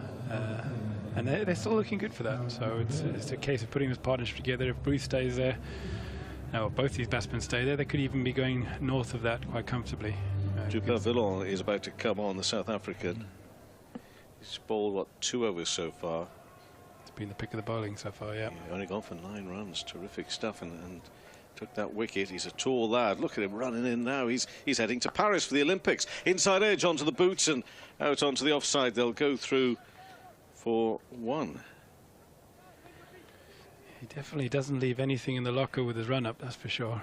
He's travelling at a decent clip by the time he gets to the crease. So the sort of pace that even though I'm watching, I'm behind him, it frightens me. Well, it's funny how you have some bowlers who absolutely charging, and as a batsman, you're not quite sure what you're going to get. And then you got others. I remember, like, the first time playing against Simon Jones, like, sort of ambled in, and this rocket just came down at you. You're thinking, oh my gosh. So, next delivery, shorter. Oh, and Bruce does well to get out of the way of her shot there. There's a man just down in front of us, though, doing the fielding. So it won't be a boundary. It's Mitch Wagstaff. A single. Well, there's been quite a few bowlers who really do surprise you. Was it express pace? Well, sometimes it was pretty quick. The coach, one of the coaches, Craig White. Yeah. He could really get it down there, and that was all in that final bit of action. It was terrific. He was deceptively quick, Whitey, when he was England all-rounder. 102 for 4. 2 balls into the 13th over, and this again is Bruce facing width and good bowling, because he's just putting that area where if a batter you're not too sure, and then by the time it's got to you, you can't do anything with it. Absolutely, and you can kind of see the result at the other end. None of the batsmen have really been able to time him. There've been a lot of missed hits, and it's down to the length that he's bowled, but also the changes in pace, and he's been doing it with control. So when he's changed the pace, he's still put the ball in a good area. So again, it's another good over there. Obviously loves a couple of wickets in here as well, but at the moment what he's doing is he's putting pressure upon this pair, which of course could easily lead to that wicket. So Bruce is on 24. Du Pavillon in again. He just ramps this, and it's going to fall, well, short and a little bit wide, actually. I thought that was going to go all the way to the edge of the circle, and that fielder fine there, but in the end it just looped a little bit more and wider, so it's another single. But this is a challenge, a battle for this pair at the moment. It is, and it's a difficult one as a Lancashire, because you know that you want to get up to that 170, 180, so you can't really afford too many more of these overs where you just get 4, 5, 6 from it. So it will put a bit of pressure towards the back end of the innings for them now. Jens again. The Falcon South African, and he's in past the umpire. To bowl to Hurst. Again, he's having to reach for it. Well, the beauty of that one a little bit. It's only a single, mind you. It's just sat up a little bit for him, which just made it something to work with. So 104 for 4. One ball left of the 13th. Bruce 25, Hurst on 10. But this is not really how Lancashire would want it. Not at all. This is a big delivery now. This is one where I think Bruce will be definitely looking for a boundary option here, just to wrestle back some of that momentum going into the next over. Well, there are plenty set back on the boundaries, both sides, off and leg side. And this is the ball we're talking about in the end. Was that a slow ball either way? Again, he can't get it away, and one of the reasons there is on length, maybe. Just terrific stuff. Real good bowling. 1 for 13 from 3 overs. Du Pavillon, and 104 for 4. Bruce 25, Hurst on 10. Stephen Moore, more from you, and then it'll be Scott Reed. You can. You often talk about all of the big hitting and the boundaries and that in 2020 cricket, but a little cameo with the ball like the Pavilion is putting on here, 3 overs, 1 for 13, and if he closes out 4 overs for 20 runs or so, that can actually be in a relatively high-scoring game. It can be the difference. It can actually win you the match when a bowler puts together a set like he's been able to put here. So. Yeah, Lancashire will want to be targeting his 4th over when it eventually comes, and they're going to have to make up some lost ground now. Yeah, see how these final 7 overs unfold. He's down the pitch and swatting it up towards mid-on is Hurst, and he's going to go through for a quick single as well. He moves on to 11, so it's 105 for 4. Bruce on 25 from 23, Hurst on 11 from 11. It's been steady, but it's felt like it's been quite hard work. It has, yeah, and you can definitely feel the pressure building on the Lancashire batsmen. They know they want to be getting up to that 170 mark, especially after the start they had. So that the pressure's on the Lancashire batsmen now. It's Brown for Derbyshire in and bowls, and Bruce pivots onto the back foot, able to pull it down towards deep backward square leg, and who's Dahl fields into the gloves of Brooke Guest, the keeper. Hurst back on strike then. He's on 11, so 106 for 4. We've got Brown from the Anderson end here on BBC Radio Lancashire. We're on Lancs TV as well, live from Emirates Old Trafford. It's the T20 Blast fixture. There's Brown in balls. It's short and it's pulled out towards deep mid-wicket, where it's scooped up on the edge of the boundary. So 107 for 4. Even Lanky's having a little moment to chill out by the edge of the boundary rope. The stadium looks good bathed in the sunlight, doesn't it? Yeah, it does. A little bit of sunshine trying to burn through. There's Brown again. Balls to Bruce. And step to the leg side. He's bottom edged it, and under edge, which bounces away towards the offside. Brown feels off his own bowling, but timing the ball's been quite tricky today. It has, yeah, bar a little bit of a moment when Bohannon seemed to sort of just get the measure of them.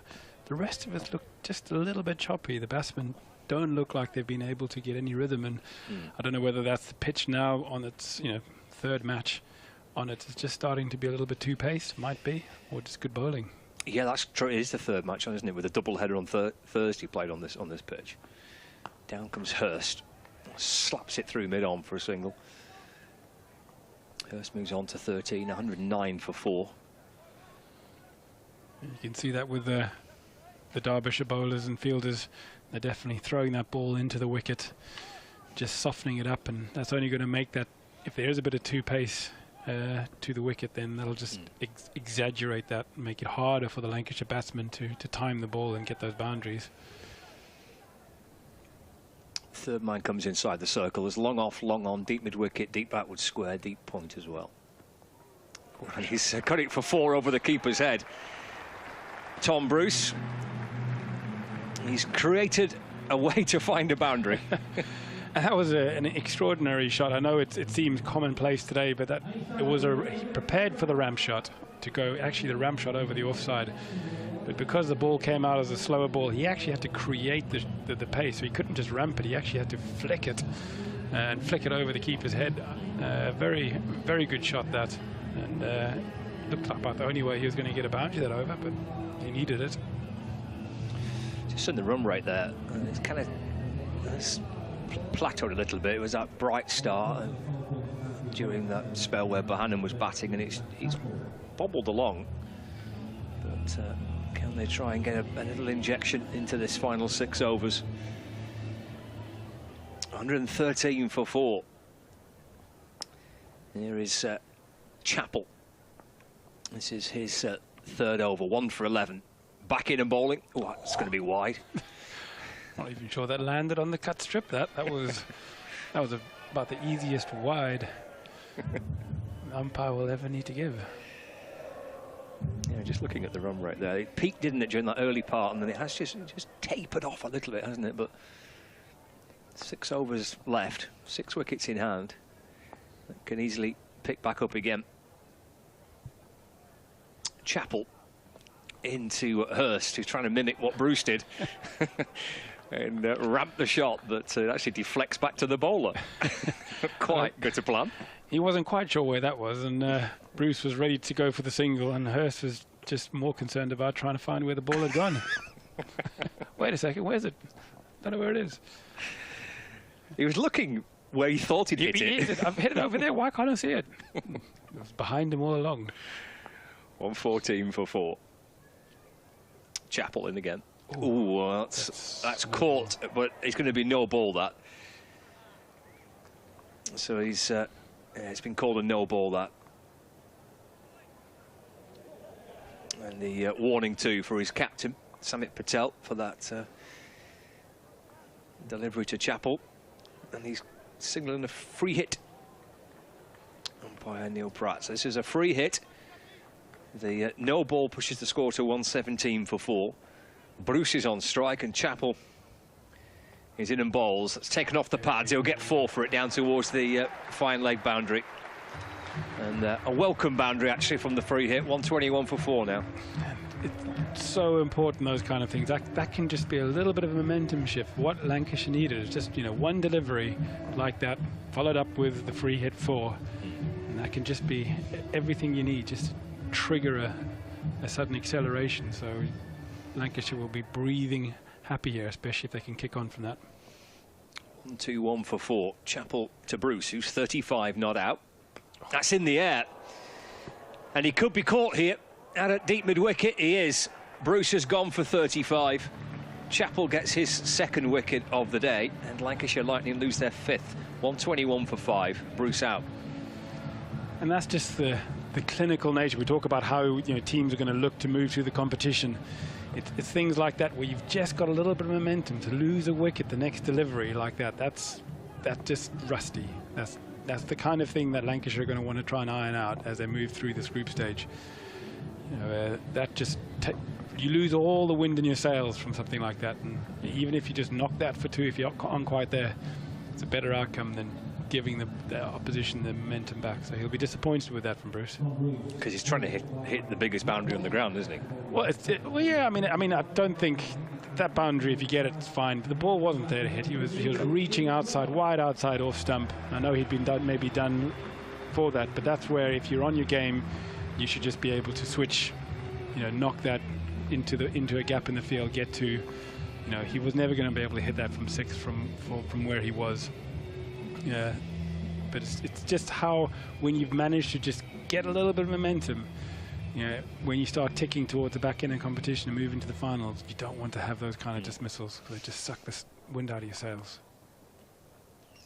Stephen Croft, the new batter.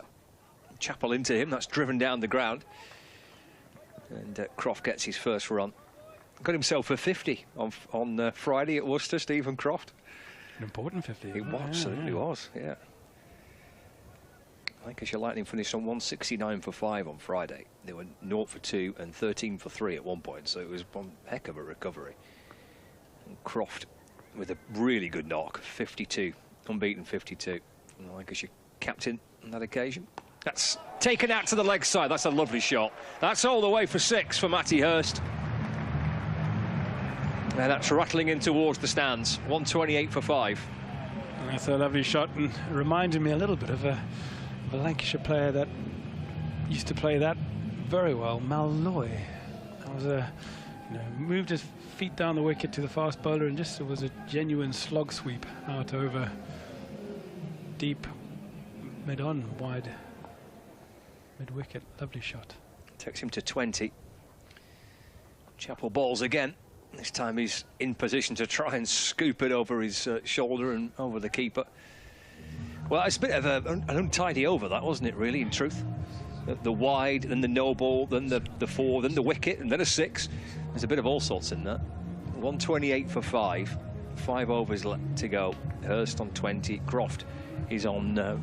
So 128 runs on the board for Lancashire Lightning. The kids are in today. Plenty of families inside the ground, ready for this double header, with Lancashire Thunder to follow from 4 o'clock. Listeners across BBC Radio Lancashire, that second game will be available for you online. That's an edge from Croft, which beats the keeper. And Croft wants to come back for 2, and Hurst agrees.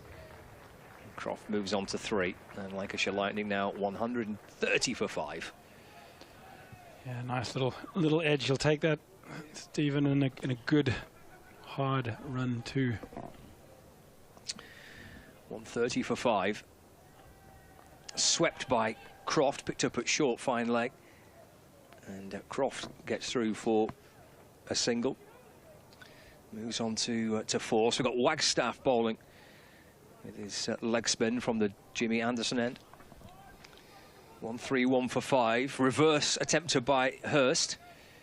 Chappell fields, they get through for a single. 132 for 5. Stephen Moore has left us. Bumble's back with us. Interesting little 5 overs at the end here for Lancashire Lightning. 10 and over, 50, 182, 180. It's not 200.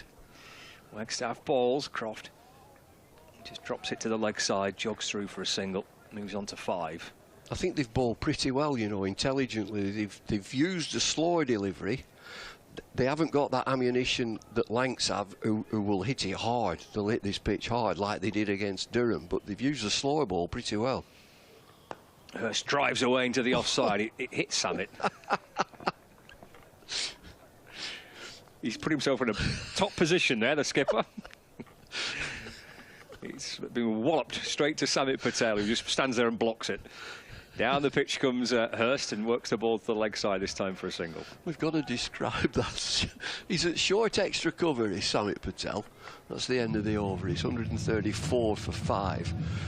It's hit him on the ankle and flown straight to the bowler from short extra cover. He tried to get down to it, but just didn't manage. Anyway, he's coming on to bowl. He is. He's a great addition, isn't he, for Derbyshire, Samet Patel? Great experience. He is. The experience is there. He must be about 40, is he? So it's short term. He's in, and he's bowling, and it's Hurst who's on strike, and that's punched into the offside. There's no run.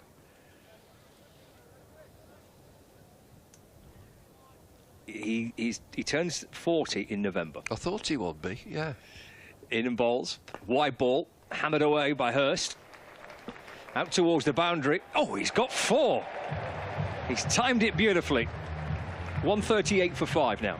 It's a full bunger, and it's brilliant with the TV now. There's a steward there who's trod on the ball. He's just trod on it. Full bunger. Whack through extra cover. So, I mean, it's boundary time now. How many boundaries? Balls again. Samit Patel to Hurst. That's dragged away to the leg side just for a single, though. 139 for 5. Moves on to 27, Matty Hurst. Croft back on strike.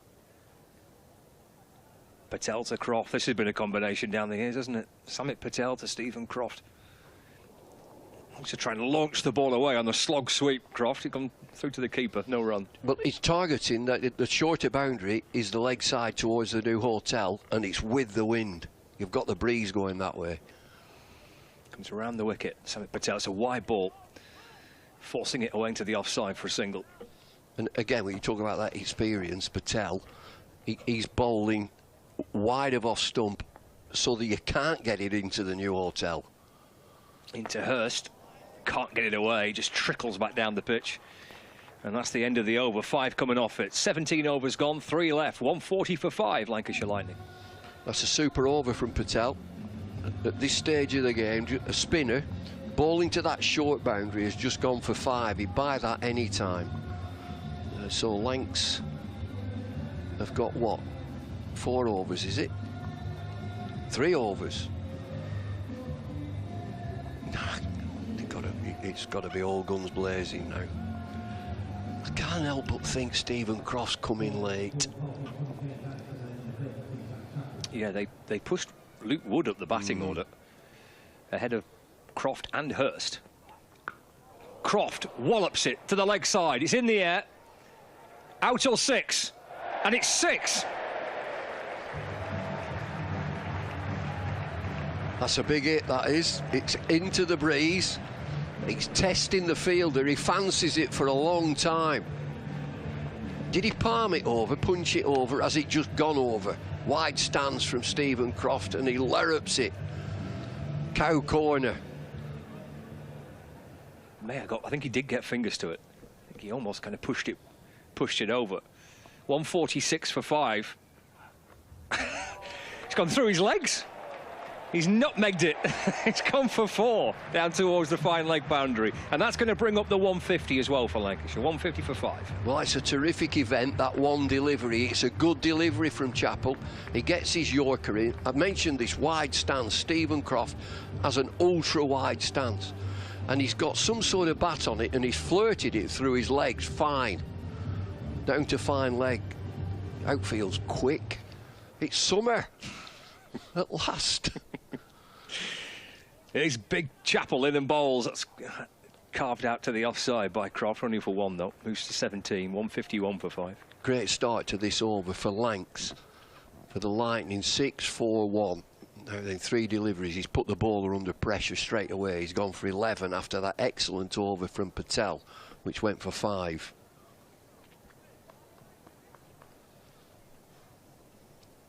.27 Hurst. Back on strike, it's Chappell. He's in and bowling. High to the leg side. Brown's in the game again and takes the catch.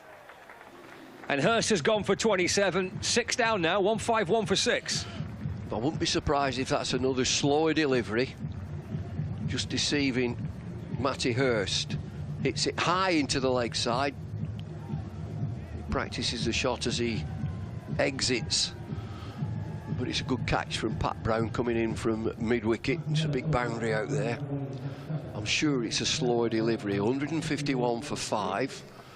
Hurst 27, 151 for 6. Hurst 27 from 24. Who's in now? Who's this? Chris Green. Now that we've seen very little of him. You'll have seen a little bit more than I have. He played in that Durham game and he opened the bowling. How did he go at Worcester? Had a decent knock at Worcester, yeah. Actually played quite a little important cameo because Lancashire Lightning are having to rebuild. They were 0 for 2 and then 13 for 3. Chipped in with 31 from 18 balls at the end there with Stephen Croft on Friday. And these two are together again. Tall man, Chris Green. Short sleeves on. Bit of sun shining. Here's Chappell for Derbyshire.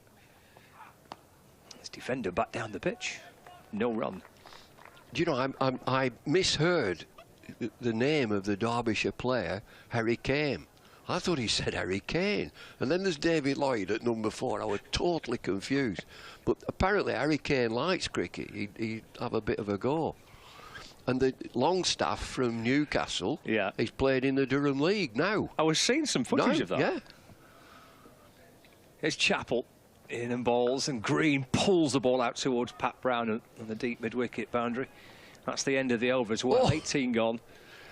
And it's 1-5-2 for 6. I might be wrong with the Durham League. It might be the I think it's Northumberland. I've got over a bit more east. 152 for 6 then. Croft and Green, what can they do? They've got 12 deliveries, or 12 legal deliveries. He finished up pretty well there, Chappell, didn't he? Went for 6 and then 4, 1 wicket, dot ball 1. He's finished 3 for 38 from 4. It's amazing that, isn't it, Bumble? When he's considered 11 off his first 3 deliveries. I think one half of the over belongs emphatically to the batting side, and Chappell's done really well to pull it back, hasn't he? Yeah, he has. And decent figures there. 4 overs, 3 for 38 in this T20 blast. 2 overs left. There's Pat Brown back into the attack. Green on strike. Picked up inside the circle at short third man. Green moves on to 2. Lancashire now 153 for 6. We'll see what he bowls this over. He started with a slow ball, real slow. He's got all sorts. You know, you could argue that he's got too many. He was sensational when he first came on the scene at Worcestershire. And I've seen him bowl quickly. But he bowls lots of slower deliveries. He's just started one there. He's moved a fielder craftily away. Into Croft. Swung away to the leg side. And out, Croft. Brown gets his 2nd. Lancashire lose their 7th. In the 19th over, 1-5-3 for 7. Looking for that short boundary again with the breeze. He hits it so flat. It's a good catch, is this. Round about chest high. It's Pat Brown again. And it looked to Slowy. So they're just losing the way. 153 for 6 at one stage, and they got off to an absolute flyer. It was 200, and it's dropped down. Why has it dropped down? Losing wickets. Whiteley with the catch. It's a good catch. That went quickly. Tom Aspinwall is the new batter. Had a dream start on Thursday night on his T20 debut with the ball. There was a chance with the bat. No George Bell today? No. Yeah, Bell, the one change with Keaton Jennings coming in for him.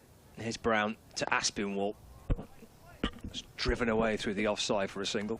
Slow ball. Another slow ball. So he's bowled 3 slow balls. Not 1, wicket 1.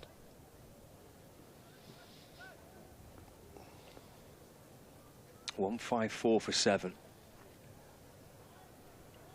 4th and final over for Pat Brown, 2 for 34. He's in again from the Statham end. Down the pitch comes Green. Beats him through to the keeper. Slow ball. It dribbles through to the wicket keeper. It's almost rolled along the floor on a quick pitch. 4 slow balls. 1 wicket, 1 dot ball. He's got 2 left for the over, and 2 left for him today. Green waits. Here's Brown in the sunshine, comes over the wicket and bowls, and swung away down the ground by Chris Green. So there's Lewis Rees on the boundary. 155 for 7.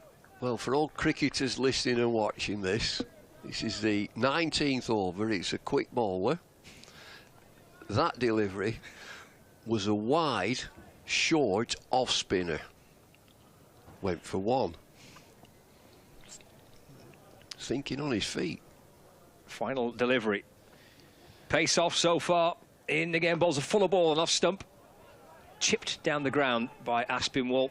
And they'll come running back for 2 as the throw comes in. And 2 off the over, sorry, 2 off the final ball of the over, but a successful one. It's a really good penultimate over of the innings that sent down by Pat Brown. 1-5, 7 for 7. And he's got the ump with the fielder. The fielder down there at long on was Mitch Wagstaff, and Pat Brown has given him a real serve for that piece of fielding where Lancashire scampered through for 2. I mentioned George Bell. I'm going back to the Durham game. If I had the phone number of any England selector, I'd ring them and tell them to find out the shot that he played, an eye-catching shot on a very, very quick pitch. It was a hook from a bouncer, which he hit towards the temporary stand in front of square on the floor, pull shot. It was a fantastic shot. That would be the mark of a top player. Last over. And it's 1-5, 7 for 7. What can Lightning finish on? It's swung away by Green. It's in the air. It's going miles. It's gone for 6, way over the boundary. And an excellent start to the final over of the innings. Well, they've just lost the way of Lightning. Am I being greedy and saying it should be 180, 200, or north of 180 at least? Lost 7 wickets, 163 for 7. Green on strike. It's the first ball of the last over for 6 and a big 6. 163 for 7. So 6 to start the over. It's banged in short, but it's called a no ball. Steve O'Shaughnessy, no ball, banged in too high. Taps him on the back, says, never mind, son. 165 for 7. Yeah, bonus ball.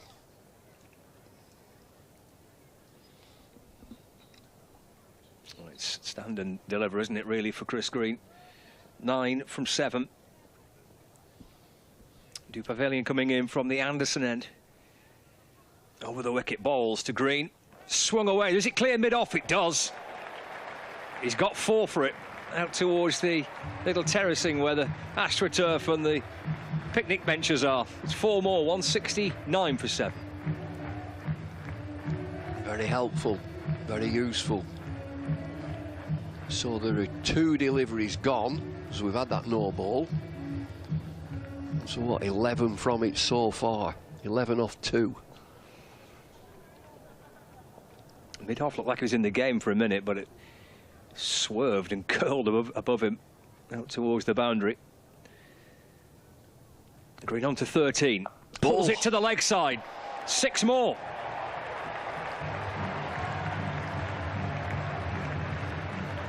Just the start to this final over that Lancashire Lightning were hoping for. 6, no ball, 4 and a 6, 175 for 7. And they're going to have a committee meeting, Derbyshire. The wicket-keeper, Brooke Guest, has run straight to Samit Patel, who's on the edge of the circle at extra cover. He's run to the bowler mid-off. Can't just see who that is, has come into that conversation. As a result, mid-off has dropped back to the boundary. Fine leg has come inside the circle. Big over this, 2 6s and a 4 so far. Green's on 19 from 9 balls faced. Waits again. Tries to swing again. It's a little thin inside edge, and they scamper through for a quick single.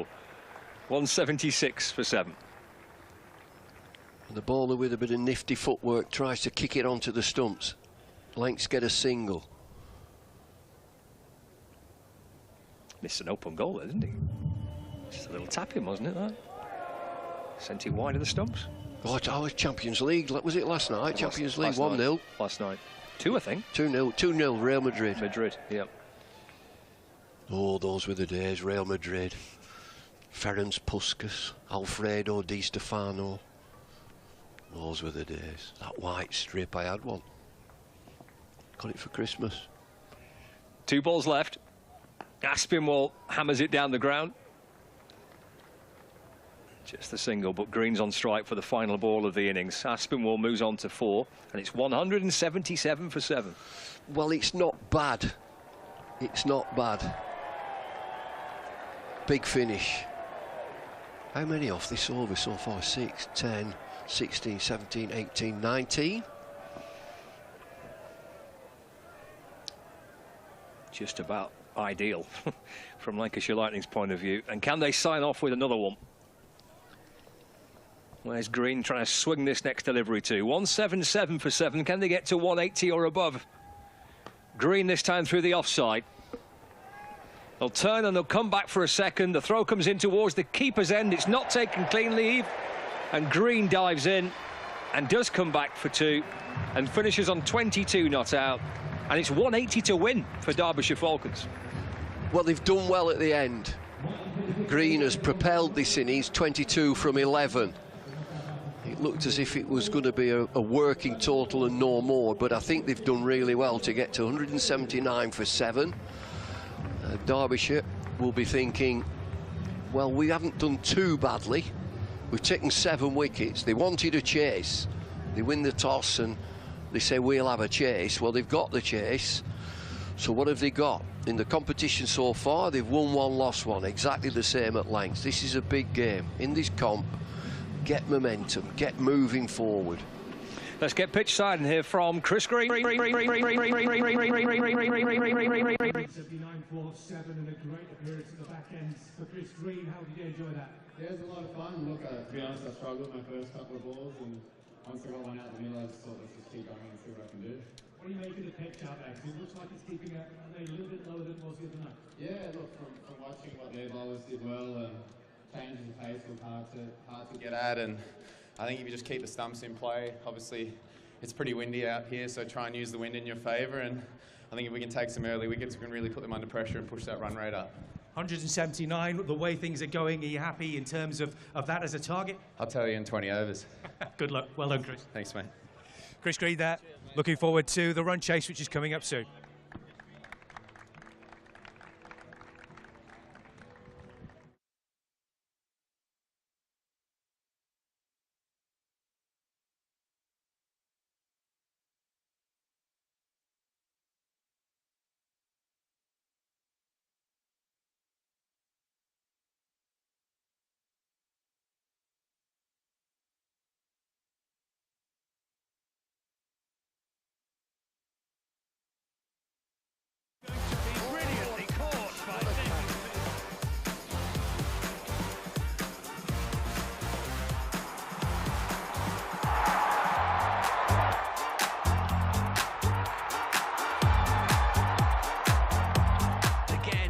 That's a big hit. It's another monster hit for 6. Big shot by Sol.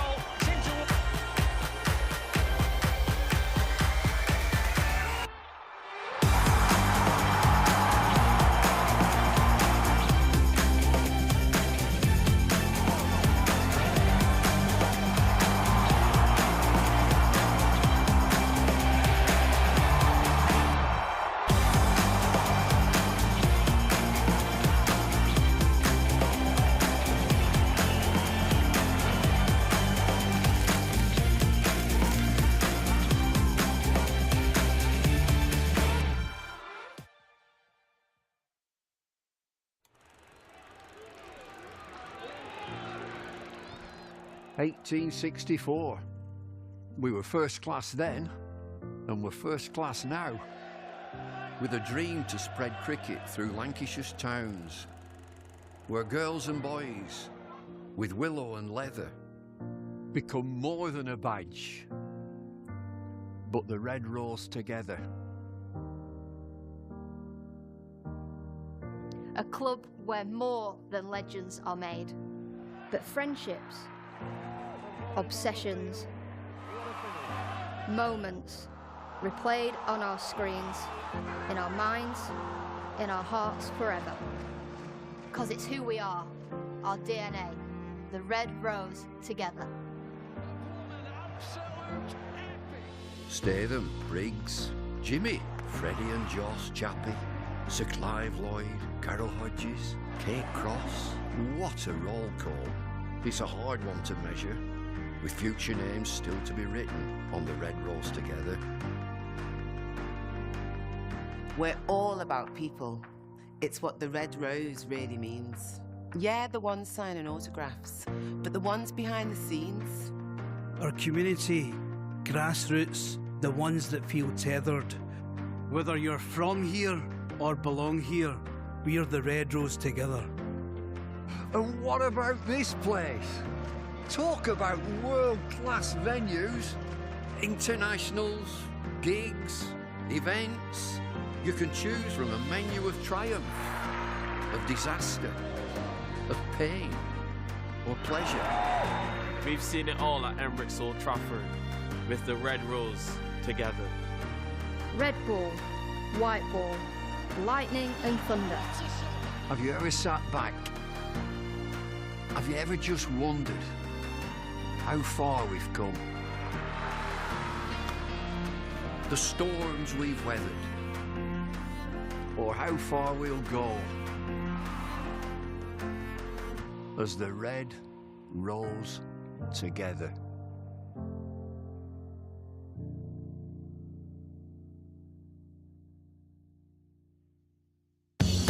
Welcome to Conrad Dubai. Here's your key. Thank you. Let me help you with the bags.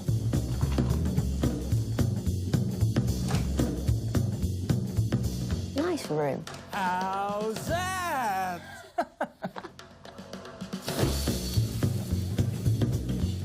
How's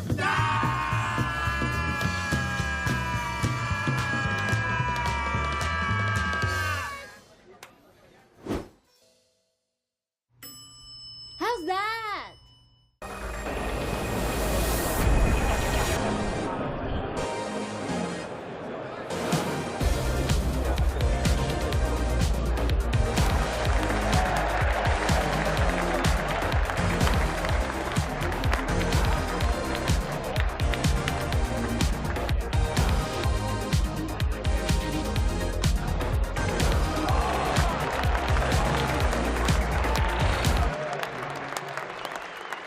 This is a call for hungry dreamers and hard-working self-believers. Success is down to more than just luck and talent. It's striving to be the best, breaking the boundaries and never giving up. Are you ready to become your best self? Are you ready to unlock your greatness? So what are you waiting for? This is Education Evolved. This is UA 92. Will these two stay out there after a drink? And that's a huge sip. Over to the Hilton review system. 3 reds, no doubt at all. And up goes the finger. When it has to be absolutely plum, it matters where you stay.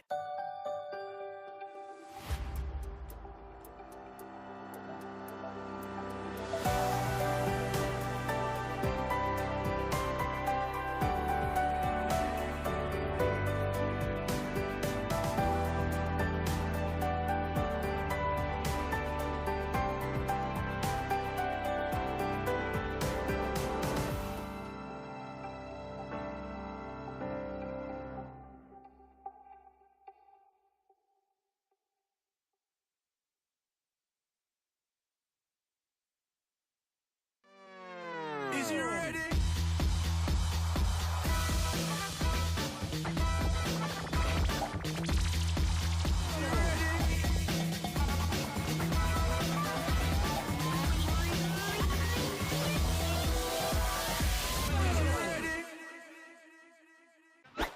Action. All the fun and all the games, they all start here with All Stars Cricket. All new experiences for everyone. All over the country. Every session is all-out action all the time. Fully welcome, all invited. Even mums and dads. Skills, friendships, smiles, dreams. It all happens here. All you need is delivered right to your door. Best of all, it even has your name on it. All the activators are fully trained. And all they want is for us to have a great time. Always. Laugh, ball, catch, throw, try it all. It's time to go all in, all together. And it all starts with All Stars. All you need to get started is at allstarscricket.co.uk. 2 local favourites are staying at the Hilton Garden Inn. She's gone for the chip. My goodness me. It's over to the Hilton review system. A big bite. Gone. When lunch is the best part of the day, it matters where you stay. 1954, Cyril Washbrook became the first professional captain of the county. Lancashire have won a tremendous victory here. Indeed he has, and he don't play.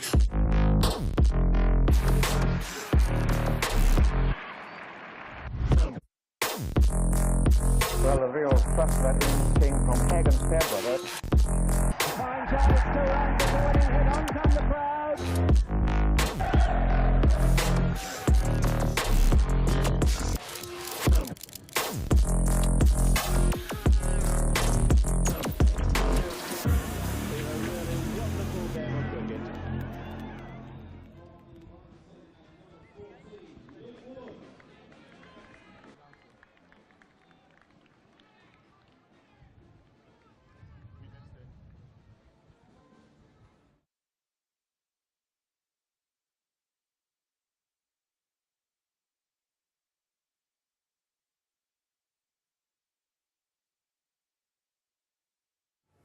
The halfway mark, you feel like that's a decent score. That just that decent. I think it's a decent score. Yeah. That, I mean, a lot will depend on how the power play goes here for Derbyshire, but yeah, Lancashire will be feeling comfortable.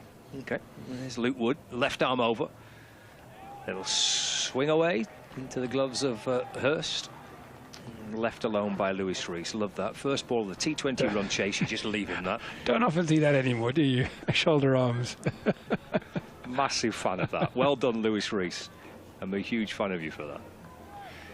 We'll just watch that one go through. Brilliant. I was trying to explain to my son about leaving the ball the other day. He was like, what's that? And I was trying to find an example of, like, actually, if you watch 2020 cricket now, you can't actually show an example of leaving the ball. Wood balls, and that's chucked away down towards the third man boundary where Josh Bannon's lurking in the sunshine, and that's the first run on the board. It literally looked at me like a piece of green cheese going, why would I leave the ball? I've got about 6,000 shots going through my head here. I'm going to play one of them.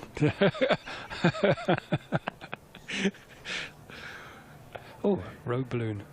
There is, yeah. There's a big red, blue balloon on the outfield. Chris Green's waiting for it to fall here. I think to maybe head it or chest it. What's he going to do with it here? Is it? Oh, I'm just going to pull it down on the chest and give it a bit of a side foot. Took some time to come down, that balloon, didn't it? He was teasing him. He was, yeah. So one without loss. And it's Harry Kane who's on strike. Wood to hurtle the next delivery down. He's going to bowl left arm over the wicket. 180 the target for Derbyshire. One without loss in the first over. Pushed away into the offside. Sounded good off the bat, didn't it? And pinged out towards cover where Luke Wells fields. No run. It was a reasonably quiet power play start for Lancashire Lightning. They got 6, didn't they, off the first over. Just kind of knocked it round, ran singles, and kind of steady start. Yeah, very steady. It wasn't the first couple of overs, and then Bohannon sort of got a little bit of momentum into that power play for Lancs. Here comes Wood, balls again. It's gone for a big shot this time. Down towards the boundary and all the way into the crowd. And it's gone for 6. Well, that's got Derbyshire going, hasn't it? Harry Kane moves to 6. It's 7 without loss. That was almost from nothing. That just cleared that front leg. Free flow of the bat there and smashed it wide over, long on. Easily cleared the boundary. I think Luke Wood is even a bit surprised by that shot. 7 without loss. Wood in and balls. Run off the face of the bat down towards short third. Tom Aspinwall fields. Through they go for a single. He had some debut on Thursday night, Tom Aspinwall. Wicket with his first ball in T20 cricket. Finished with 4 of them. It was the best bowling figures by a Lancashire player on debut in the T20 Blast from Aspinwall on Thursday. Is there a bit of a problem behind the bowler's arm? Is someone having... Looks like we're okay. So Lewis Rees back on strike. Here's Wood. Slip in place. Well, that's deflected down towards the fine leg boundary in front of the pavilion. And it's gone for 4. So a very good start by the Derbyshire Falcons. For what it's worth, it's double what Lancashire got from their first over. 12 of that loss. Yeah, and it just shows the margins there. I mean, that was looking like a steady over. That one powerful shot and one slightly offline, and suddenly you've gone for 12. Rees and Kane, the 2 opening batters for Derbyshire Falcons. The sofas are looking popular today. Out in the sunshine. 2-seater sofas. How maybe kind of 15 of them, maybe? There's quite a few in there. There's quite a few today, yeah. There were only a couple the other night, but they've definitely brought them a few extra out in that sun trap down there. Yeah. You get a little table to put your drink on as well. Looks pretty sophisticated, that. Lovely. That's why we're not there. Yeah. 12 without loss. Well, it's going to be the same as it was on Thursday. It was Luke Wood from this end and Chris Green from the far end. Yes. So it's the same method again. Pattern. So Green just marking out his run-up. 12 without loss. Came on strike. Second over of the innings is for Derbyshire Falcons. Takes a big breath. Chris Green, and comes dancing his way in and bowls with a loop on this first delivery. All up to the leg side where Blatherwick feels. They'll tick through for a single. 13 without loss. Game moves on to 8. Brings Lewis Rees back on strike. He's going to take guard from umpire Neil Pratt. Or is it still O'Shaughnessy at that far end? I think it is still O'Shaughnessy at that far end. Rees on 5 from 3. The off spinner will bowl around the wicket to a left-hander. He's got a long arm. It's a deep square leg. The 2 fielders outside the fielding circle. There's a ring of red shirts inside the circle on the offside. 5 of them creeping in as Green bowls, and that's worked through straight mid-on by Rees. Just before the single, he moves on to 6. And Derbyshire now 14 without loss. Brings Harry Kane back on strike. Derbyshire played yesterday in what is called the Blast-Off to launch the T20 competition, which has already started. They played and won at Edgbaston yesterday. It's going to be called a wide by the umpire. From Green around the wicket to Harry Kane. Yeah, Derbyshire beat the Leicestershire Foxes by 4 wickets. Albeit they did lose some early ones. Green bowls. It's off the front foot and punched into the offside by Kane. No run. They lost Lewis Rees for 2. Harry Kane for 10, and the other David Lloyd for 11. It was Madsen and Patel. Got a good partnership together. Madsen not playing today. Made 43, and Samit Patel's 64, helping Derbyshire to victory at Edgbaston yesterday. Here's Green. Bowls. It's hit back over his head. Bouncing down towards the boundary. I think Croft will get it across and cut it off. He does. And they come back for 2 more. Score moves on to 17 without loss. Yeah, strong shot there from Kane.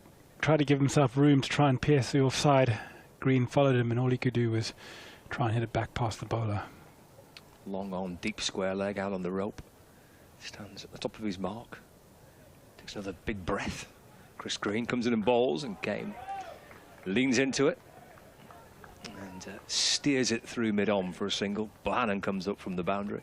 1 extra run for Derbyshire. They move on to 18 without loss now. 1 ball left of Green's first over of the afternoon. It's been a good over from Green here, just to try and get the momentum back into Lancashire's favour here, and he wants to finish this over well. I'm sure Rees will be looking to get a boundary here if he can. Yeah, 6 off it so far. Rees waits. Here's Green around the wicket and bowls. And bowls him. Rees departs for 6. Super first over by Chris Green. Derbyshire Falcons 18 for 1 after 2. Yeah, lovely ball. That he really does not give you a lot of room for an off spinner, does Green, and he just fired that in Reese trying to hit that through the offside and kind of got a little bit cramped for space and room, and all he could do was half chop it onto his off stump. It wasn't there to play that shot, but it was lovely bowling from Green. Changes of pace and tightening the batsman up.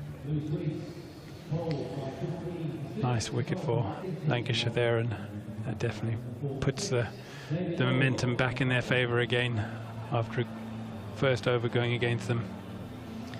Big fan of the Chris Green celebration as well. I quite like this. I quite like that celebration. He's enjoying his cricket, isn't he? He's got a nice smile and engaging personality, and the team are obviously feeding off that, and he's quite willing to stand up. I mean, it's difficult as a spinner bowling in a power play, and shows a lot of confidence, and he has played a lot of cricket, like we say, around the world, so Lancashire benefiting from that. Looks like someone who he's, from what I've seen so far, he's played 3 matches. I've never seen him not smiling, which is quite a nice thing. It's great, isn't it? Great energy. Yeah. There's Luke Wood, left arm over balls. And that's run down to short third. That spin wall stops it. But they do get through for a single. It's at 19 for 1. Actually, something that Keaton Jennings has said to me a few times this season about what he wants from his Lancashire side, which is to try and play with a smile on your face. So, enjoy it. If you're not going to enjoy it, what's the point? Yeah. Absolutely. Well, he's made reference to that a few times. It's trying to enjoy what we're doing. Sometimes it'll work, sometimes it won't. That's the way it happens, isn't it? Full ball driven away by Lloyd to Wells, and there's no run. I think that's one of the downsides of you play for a side like Lancashire, and the expectations are so high. Every time you walk on the field, you're expected to win. But sometimes you can forget that. It's a game of cricket, and you need to be enjoying yourself. And winning is obviously an outcome that you're seeking. But when things aren't going your way, still keeping a smile on your face and enjoying the challenge. 19 for 1. Wood back in, balls again. Sliced away through the offside by Lloyd. Blatherwick fields. Lloyd gets his first run. 20 for 1 now. I suppose that's something that's we've seen in the England Test side, hasn't it? It's one of the best aspects of this new way that England's Test match playing their Test match cricket is the fact they're trying to enjoy it, have some fun. Absolutely, yeah. I mean, everybody knows, the biggest limiting factor to your performance is fear, a fear of failure, and if you can somehow shrug that, you can open up a whole new avenues. Wood balls back of a length. Oh, it's a bit of a top edge. It's going to land safe, I think. It does. Captain Jennings coming up, but it kind of looped off the top edge, trying to pull it. It landed safe. Yeah, he was very rushed for time there, came. He looked like he was shaping up to try and pull that, but Luke Wood's deceptively quick, especially that short ball, skipped through, and I think at the end he was just trying anything not to let it hit him in the head. And luckily he got away with it. Good short ball from Wood. 21 for 1. Wood back in, Lloyd waits, bowls. That's thumped down the ground towards Green, who's at mid-on. Squad number 93, Chris Green, wearing for Lancashire. Fields at mid-on. Some very flash-looking green shoes on as well. Is there a reason for the number? Do we know? No, not sure. No. It's an odd one, isn't it? It is, yeah. It's not one that jumps to mind. Look at those little boots there, then. They're flashy numbers, aren't they? A little lime green touch to them. Wood in, balls. Edge through to the keeper. And Lloyd goes for 1. Derbyshire lose their second wicket. 21 for 2. Is it? No, he's not. Sorry. Rewind the tape, everybody. No, it was a play and miss. It skipped through. It looked like a little bit of an edge, but it just beat him for pace through to the keeper, and Lancashire just super excited about the next over, so rushed through. Yeah, so they were very excited. Very excited about that dot ball and getting through to the next over. Ooh, look at this little glass of fizz on those sofas as well now. Look at that. That's definitely going up market there for Old Trafford, isn't it? It's just We're definitely not sure we'd be allowed in that section of the ground. No. Definitely. Be a pint of stout if we were in there, wouldn't it? Wouldn't be getting a glass of fizz. Right, so 21 for 1. They're not 2 down. Calm down, everybody. Calm down. And everybody all excited. prospect of a second wicket. It's going to be Aspinwall then from the Anderson end. And his runs here, just played off the back foot, steers it away through the offside. Bannon comes up to field. Score ticks along to 22 for 1. Brings Lloyd back on strike. Not too dissimilar, is it, at the start, really? It's kind of steady, but nothing, steady, yeah. Nothing frantic, nothing. And Lancashire obviously, you know, feel like there's still enough pace in this wicket because they've got a sort of almost like a fly slipper short and then a wide, very straight but wide third man. Aspinwall to Lloyd, trying to swat it away to the leg side. Deflects back down the pitch, is no run. The great Ken Grime has messaged me to tell me that Chris Green was born in 1993. So maybe that's the squad numbers, the year of his birth. There you go. 22 for. Was it a big deal when you were playing to have a squad number that reflected something? Some of the guys did, but no, I don't remember it being a big thing. Aspinwall. It's flicked away in the air, out towards backward square leg. Oh, he sent it for 6. It's a terrific shot. 6 out to backward square leg, clearing Blatherwick, who was lurking on the boundary. 28 for 1 now. Yeah, that's a big hit. That's a big area of the ground, that, and he's hit it really well. And Blatherwick was, you know, well inside the boundary, you know, trying to cut off the 2. So he was rushing back. He was never going to get anywhere near it. It was a fast hand, pick up off his hip. Big shot. 28 for 1, halfway through the 4th over. It's Tom Aspinwall bustling him. It's off the back foot, punched into the offside, bouncing out towards cover where Bruce comes up to field. Through they go for 1. So Bruce is 42. Do we know what that one's about?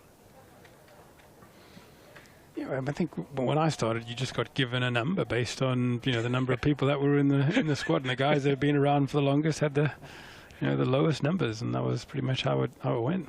Were you 20? When I first started, yeah. How have I remembered that? Aspinwall balls to Harry Kay. That's pulled away. He's got a little bottom edge down towards backward square leg. Blatherwick comes up. Extra run to the total, 30 for 1.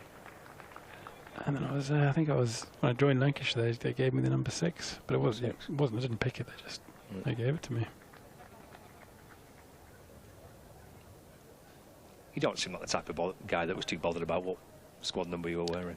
No, yeah, like I said, I don't recall it ever being a discussion. There were 1 or 2 guys I remember asking for specific numbers, but it wasn't a thing. Final ball of Aspinwall's first over. Driven to mid-on. Through they go. Oh, a direct hit and he's gone. Wood it was with the shy at the stumps at the bowler's end. I think he's well short, but he'd missed. It's 31 for 1, 4 overs gone. Yeah, sharp bit of fielding there from Woodard. Mid-on, picked it up sharply. Good, hard, firm throw, but unfortunately not hitting the stumps, and he would have been a long way out if he had. So Lancashire could, I think they'd be quite happy to get another wicket here just to rock Derbyshire. These 2 batsmen are looking like they've got a little bit of impetus to them, and they're going to try and get a total on the board in these first 6. If they can get the total up to sort of around the 60 mark after 6, I think they'll be quite happy. I see Big Mitchell Stanley replacing Luke Wood from the Brian Statham end. 2 overs from Wood, 2 for 15. And here's Big Mitch. I'm obsessed with squad numbers now. Squad number 38. He comes in and bowls to Lloyd. That's dropped into the onside. Through they go for a single. 32 for 1 now. Third game on the spin for Mitchell Stanley. Played against his former side on Friday night, a former Worcestershire man, back at New Road on Friday. No Saqib Mahmood still for Lancashire. He was in the squad, but unable to play today. Same bowlers again. Third game on the spin. It's a swing and a top edge by Harry Kane. Down towards the boundary. Is he top edged for 6? Yeah, that's gone for 6. And that was nowhere near where he was trying to hit that. He was trying to hit that down to the railway line, and it ended up going to the other Old Trafford. Completely the opposite direction to where he wanted that to go, but shows the pace of the wicket. It's flown over slip for 6. 38 for 1. Harry Kane 21 from 12 now. Here's Stanley, right arm over, in and bowls. Bit of pace off there from Stanley. Cut away. Blatherwick. He's down on the point boundary. He'll be having a go at some point, Jack Blatherwick with the ball. Single there to the total, 39 for 1. Brings Lloyd back on strike for Derbyshire. So 8 so far of Stanley's first over. He's halfway through it. And he comes striding back in. Ball's full. Oh, he's bowled him. Second wicket to fall. Lloyd the man out. Mitch Stanley strikes for Lancashire Lightning. 39 for 2. Yeah, it's a lovely ball. A searing Yorker. Really couldn't do much about that other than just chop it onto his stumps. Got a little bit of bat on it, but that was a beautiful delivery. Right in the block hole. At good pace. That was, I think, a much needed wicket for Lancashire there. Just to settle things down for them a little bit and arrest some of the momentum that Derbyshire were building. That's a beauty, wasn't it? Yeah, right in the block hole. Pretty much landed on the chalk line. Just drifted in a little bit too, didn't Yeah, it? just a lovely shape. So you're very happy with that. Good execution, definitely planned. And yes, a much needed wicket, I think, just to settle things down. Told him he was out as well, didn't he? He did. He wasn't shy. No. He wasn't shy, and that brings Samit to the crease. And I think he's got a big role to play here if Derbyshire are going to get somewhere near this total. Yeah, Samit Patel, who batted beautifully up yesterday at Edgbaston for Derbyshire. 60 odd in that victory. Kind of saw his team home, really. He's the new man out in the middle. So 39 for 2. Makes everybody a bit more happy around the ground, including Lanky. Here comes Stanley, in and bowls. Flicked away off the hit by Patel. Bit of ground to cover. Oh, it's a brilliant piece of fielding by Josh Bohannon. A lot of grass to make up, Bohannon. In came the dive. The flick to push the ball back from the rope. Excellent work from Bohannon. Yeah, wonderful piece of fielding. And once again, we're talking about the small margins, just little things like that. Saving a couple of runs there. It's so important in the modern game of cricket. 41 for 2, final ball of the 5th over. Stanley right arm over, bowls. Just about over backward point and down towards the boundary. Flashed away by Samit Patel. He gets 4 to end the 5th over. Wicket coming in that over. It's gone for 14. 45 for 2 at the end of the 5th. Patel, for a minute, thought he's in a little bit of bother there. But through it went in between the hands of the man at backward point. So 45 for 2, 5 overs gone here at Emirates Old Trafford. You're with BBC Radio Lancashire. We're on Lancs TV as well, and the BBC Sport website and app. It's the T20 Blast fixture between Lancashire Lightning and the Derbyshire Falcons. And we've got Chris Green to send down his second over of the day. Bumble's back alongside me in the commentary box. 45 for 2 after 5. Target is 180 to win. Here's Green to Harry Kane, and that's worked away through mid-on for a single. 47 for 2. I just had a little chuckle there out loud as I came back and put the headphones on, recalling Janet and John with Terry Wogan, which is all the rage on social media, when John popped round to Mrs. Frontage. I'll not go any further. Is it something I need to look at, this? Oh, they're all over it on social media. Okay. Terry Wogan, Right. and he used to have this every day, like the escapades of Janet and John. It's Green in and balls to Samit Patel, who defends away to the leg side. No run. 46 for 2. Samit Patel on 6. They're going all right, aren't they? 8.6 run rate. Green balls. Samit takes a single, little skip down the pitch and works it to the leg side. So Green is a quick off spinner, isn't he? He's very deliberate as he comes into ball, but his arm comes over quickly. He's got Harry Kane on strike. Into his second over, ball's over the wicket to Kane, who's down the pitch and hits it back towards him. One bounce, great stop.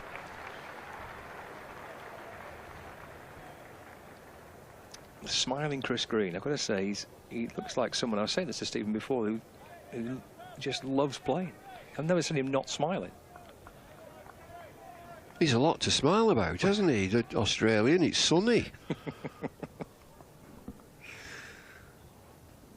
He does sigh a bit before he comes into to bowl. That's muscled away towards the leg side.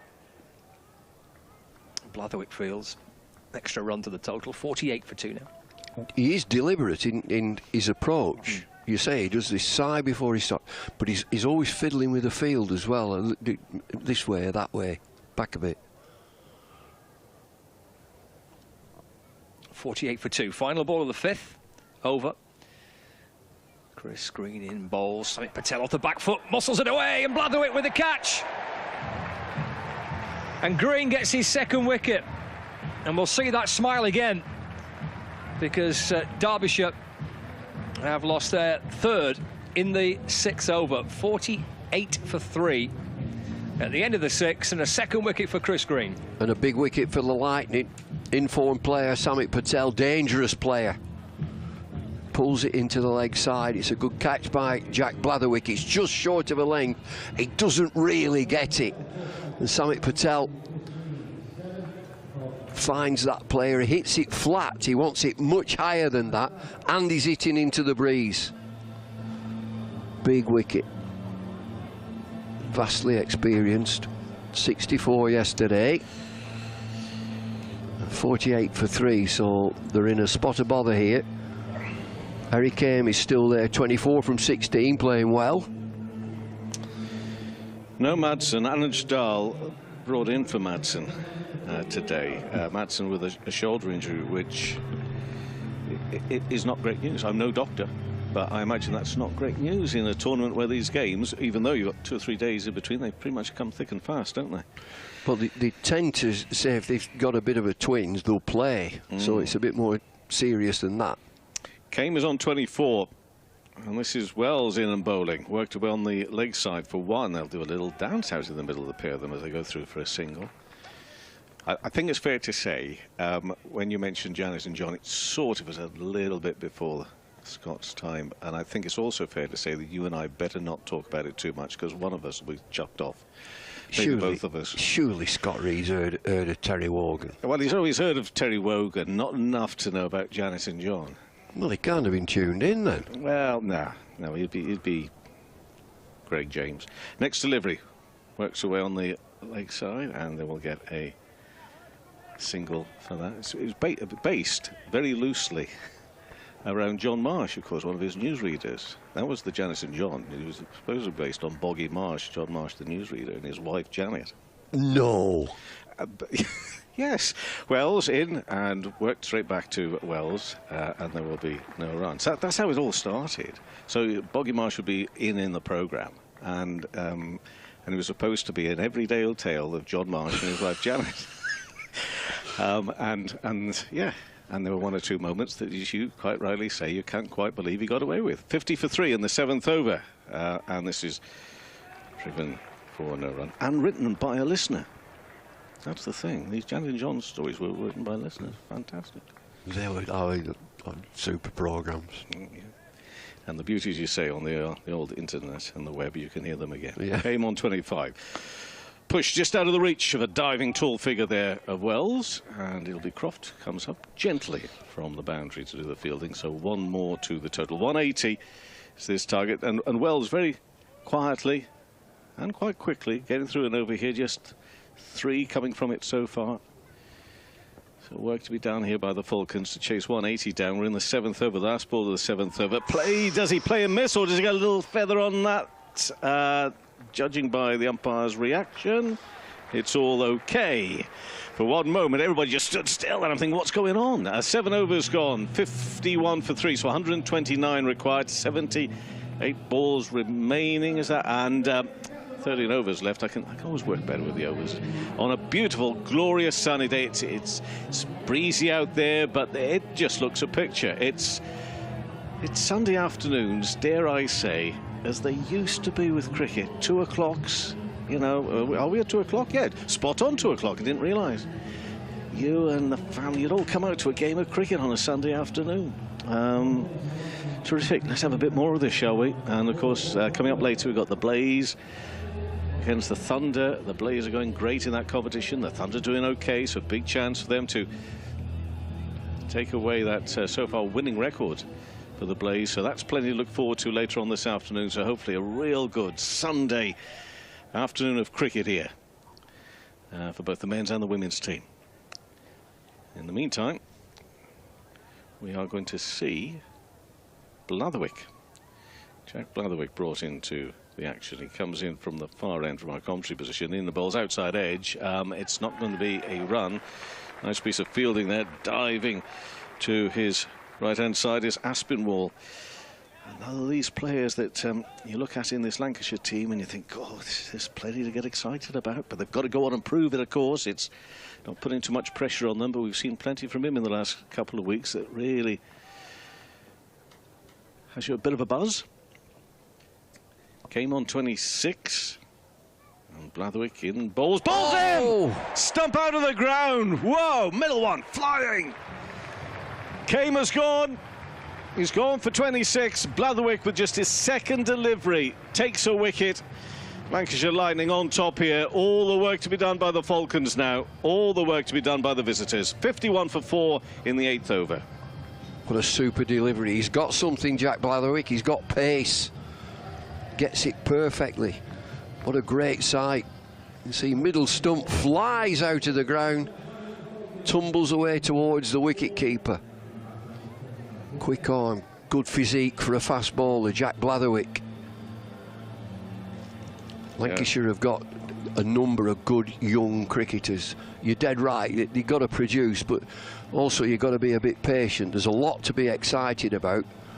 Blatherwick has come to Emirates Old Trafford from Nottinghamshire. Mitch from Worcestershire. I mean, Mitch Stanley has got all the tools. He's been injured, got to get over that. You get niggles. He's got raw pace. 51 for 4, they're in trouble. Here's another lad who's former Lancashire. I saw yesterday, Brooke Guest, scored some important runs towards the end yesterday. I just saw them over the line. So what can he do today? It's a different job at the moment for him to do, and he pulls out of the way, not quite ready. Blatherwick he was running, raging in, and Brooke Guest pulls out of the way. So Lancashire Lightning, with what we thought probably at the halfway mark, could easily been enough, but the Falcons would also at that stage thought, well, it's in our reach. Will they still be thinking the same? Well, the 2 out in the middle hopefully will, as they push that one square in the offside for 1. Samit Patel didn't come off the first night. He did yesterday. He's not come off today, so once again it's for others to perform, and it was a last ball defeat for them in a truly terrific game, their first game, the Falcons against the Steelbacks of Northants on the first night, but a victory for them yesterday. Blatherwick in, and again it's square on the offside for a single. So up to 53 for 4, and Dal moves 2 from 3. But you see, I don't know if this is fair or unfair. You get caught up sometimes, what I do, in Madsen, that they can't focus on. I'm focusing on him because of what he clearly brings to a team. Somebody to work around if things are not going well. Well, they can work around him today. They can't now work around Samit Patel because he's been and gone. It's Guest on 1. Up onto his toes behind square leg side for another 1. These runs are just coming in the singles at the moment, and we've got a few runs to chase down here to try to get to 180. 1 ball left to the 8th. Blatherwick with Luke Wood passing on a word or two of advice. Of course, Luke Wood, much experience around the world playing this format of cricket, and Blatherwick bowls, and again the timing not really there, worked to be onto the onside. They would love that to have gone just in a big enough gap for that one to become two, but no, it's just the one. It's 8 overs gone, it's 55 for 4. Dahl on 3 and Guest on 2. 180 this target, and Blatherwick gets a wicket, but he only goes for 4 runs. Well, it's a super over. If we don't have a speed gun, and I love a speed gun, I reckon this lad is over 85 miles an hour, and so you'd expect a little bit more, a bit of refined. He's raw. It's a raw talent, and Luke Wells fits into T20 perfectly. Leg spin-ish, sort of leg spin, quick. And he now bowls his second over, going back in the air. It's out there on the leg side, but the 2 fielders set out there are much deeper than that.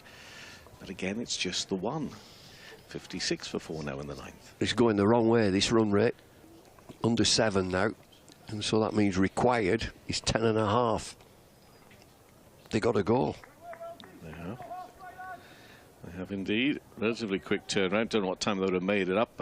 I did that journey from Birmingham to Manchester last night, and I think there's only probably one way to do it, and on the road I was on, it was okay, which is a small miracle these days.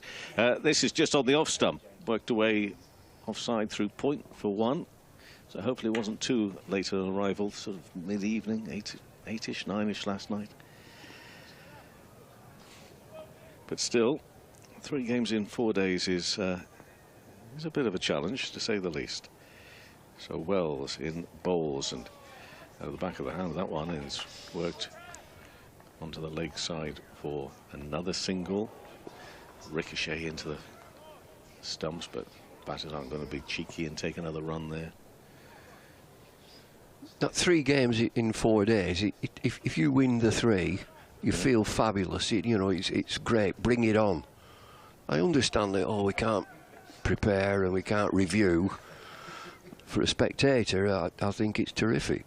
Yeah, I'm with you. Wells bowls, goes back and works on the onside and get 1. And the thing is, there is a little bit of time to work and review. Monday, Tuesdays and Wednesdays. I guess you'll need a day or 2 off. But there is a little time to work on things, but not match by match, of course.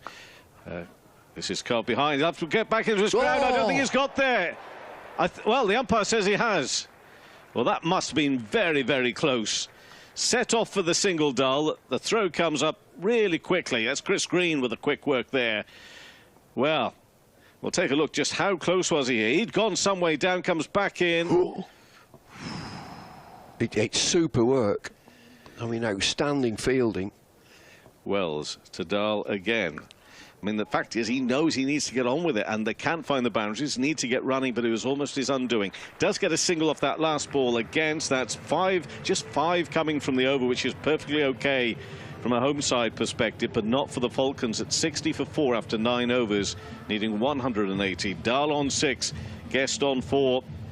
But that run rate goes up again, 10.91. Around the 10 mark, you're still thinking, okay, but you do not want to see it get it any higher. No, it's super bowling. I'd like to see the run out again. I think that was really tight. There's no DRS and no gizmos and all that stuff that they've got. But it was wonderful fielding. Excellent bowling from Wells. 2 overs, none for 8. And it's the tall, strong figure of Blatherwick. In again, a play and a miss this time through to the keeper. There's just something. He's a strapping lad, and you just mentioned the word strong. He looks a strong bowler. There's just that little chink at delivery when he seems to get very low. I think he's got to stand up a touch more. I think there's more pace to come from him. Turns again to approach. He's going to bowl to Anuj Dahl, who's on 6. And around about middle and leg. Sits up nicely for him, but again, I think he might just have to settle for the 1. Finding the fielders at the moment as well, not finding those gaps, which, in fairness, even though it wasn't perfect, the way that Lancashire were going through their 20 overs. It was notable that often they were finding those gaps and able to turn the ones and twos and that sort of thing. Here at the moment, the Falcons finding the fielders a little bit more. 61 for 4. 2 balls into the 10th. Blatherwick in bowls, and this is almost like a top edge down towards the boundary here. I don't think it's going to get to the rope. It's just going to be pulled in, and it's Wells with the fielding. They'll go for 2.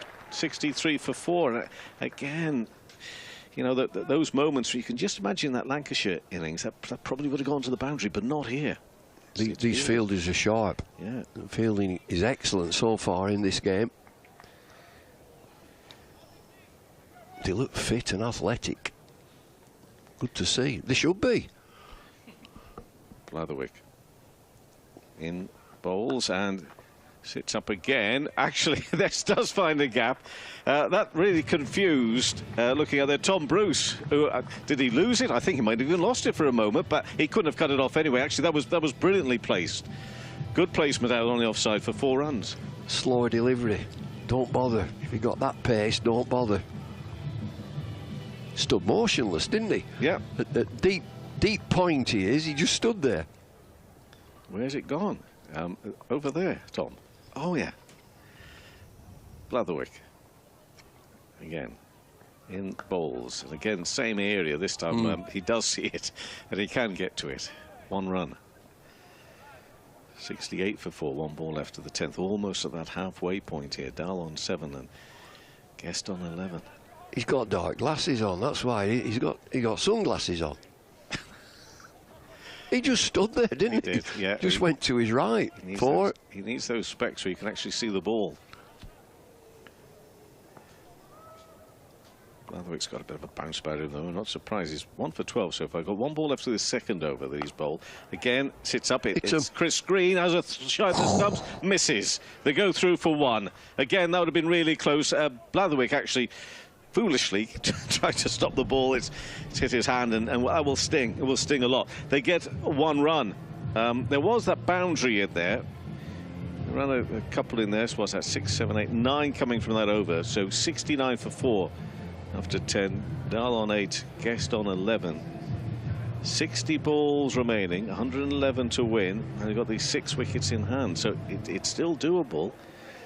But they've somehow got to get going. It doesn't feel as though they've got a real rhythm to this reply at the moment. And Lancashire putting on a squeeze. Stephen Moore putting on a squeeze here at the moment. Wells. Yeah, they've definitely got this game at the moment, Lancashire. Comes into bowl. That's the tall figure of Wells. Worked up to Croft. It's got that real look and feel for the batters, as though they're putting an awful lot of effort in, but they're not getting an awful lot of reward for it. You know? Definitely, yes. All arms and legs and not much momentum at the moment. The timing is not there, and the placement, they've been able to find that. Wells bowls and inside edge onto his pads, could easily have just bounced back onto the stumps. You can see the edginess, the frustration at the moment. It's Brooke Guest who's facing on 11. And we know, I saw it yesterday, he can hit a beautiful ball, can really strike it well. Wells bowls and leans back, and again it's the timing. It's just trying to use the wrist to work it away. Even that won't come off for him. Yeah, Lancashire had a similar phase where the ball just never seemed to hit the middle of the bat. Just very edgy and not much flow or fluidity to it. Next ball from Wells, and again it's an inside edge. It squeezes past the leg stump. It goes far enough into enough space to go through for 1, but it's uncomfortable. It's so uncomfortable. 71 for 4 in the 11th. You just watch it. You don't feel at ease, do you? Watching it, you just think something's going to happen. Yeah, something's got to give. Yeah. Wells. This time to Dahl. He does try and hoist this away on the leg side. Coming in for the catch, and it's taken.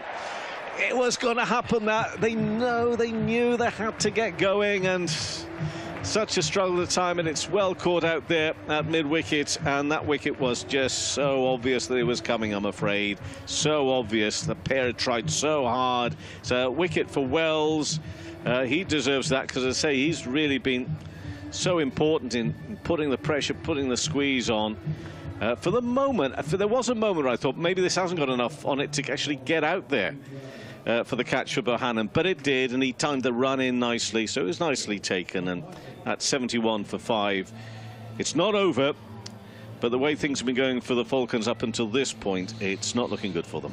No, they definitely need somebody to step up here and just have a little bit of a cameo, get a 30 or 35 or 15 or 20 balls just to get some momentum into their innings. Without that, I think this fella can do it. Ross Whiteley can do it. He definitely can. Yeah, he can hit a long ball. So yes, I think Lancashire will be a little bit wary, but at the moment you can see they look like they're in control. There's confidence, there's a bit of swagger about the Lancashire side at the moment in the field. So barring that cameo, I think Lancashire are feeling quite comfortable at the moment.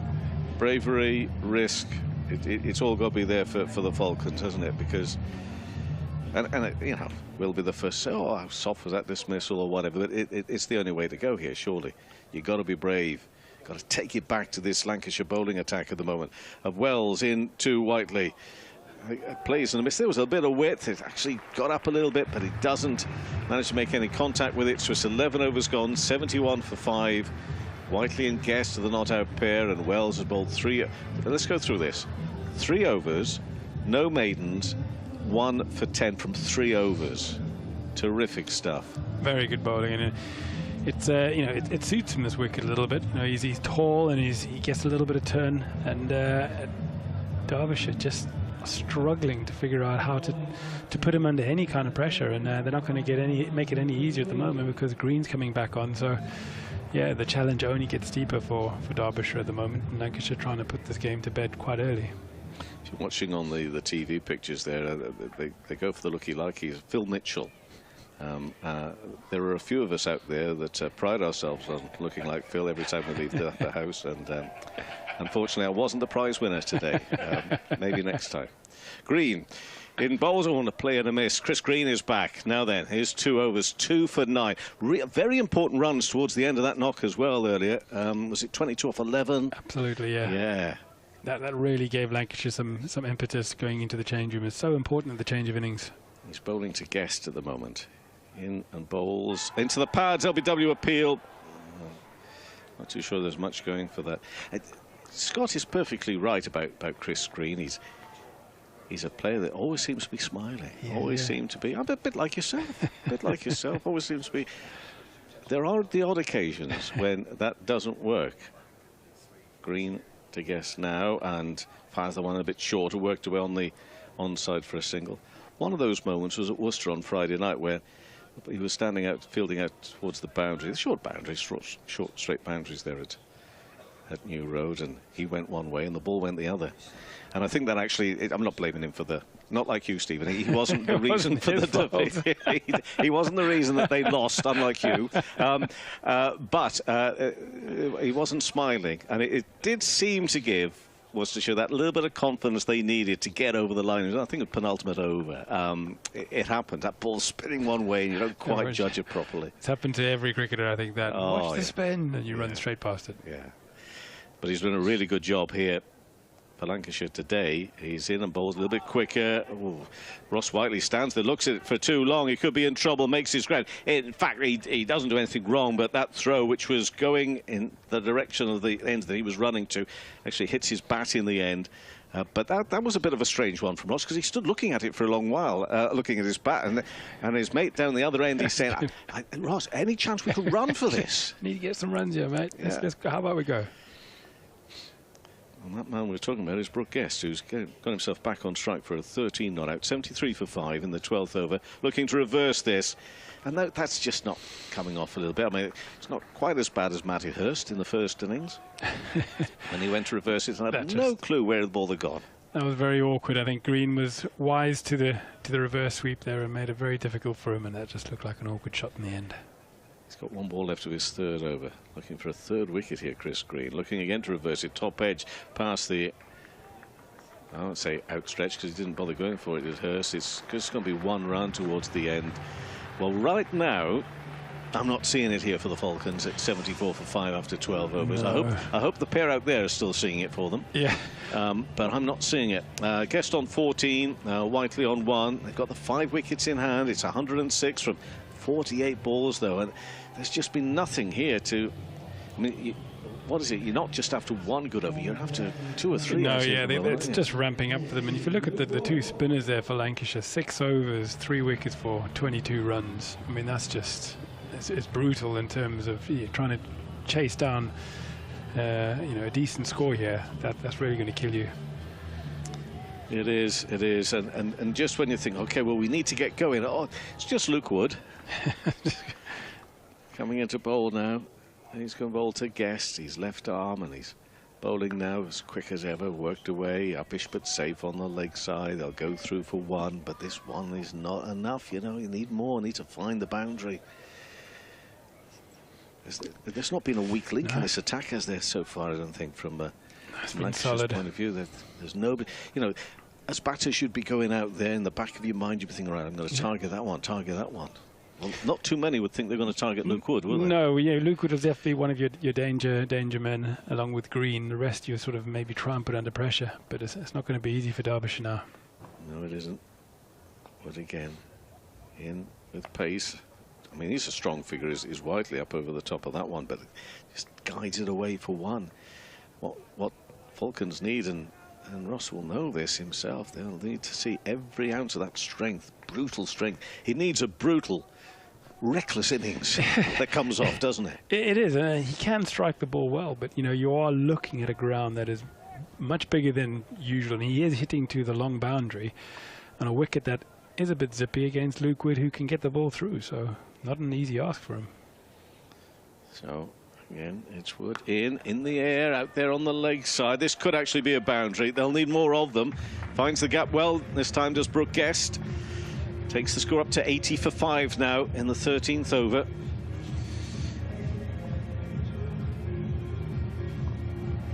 So, something for the Falcons supporters to cheer. It's not too long a journey. 12 o'clock, a fairly early start on a Sunday to make your way across to Manchester. It's not too far. See the Peak District away to our right-hand side, just over there. So there may be a few Falcons supporters in today. Mind you, they also has to make a journey to Birmingham yesterday, of course. Wood, balls full on the leg stump.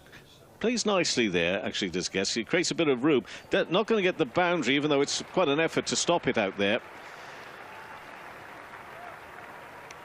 Yeah, another nice piece of fielding there, running away to his left, covered a lot of ground, rolling away and stopping that ball from going for 4. And once again, another 2-run save there by Lancashire. It's been a solid fielding and bowling performance so far.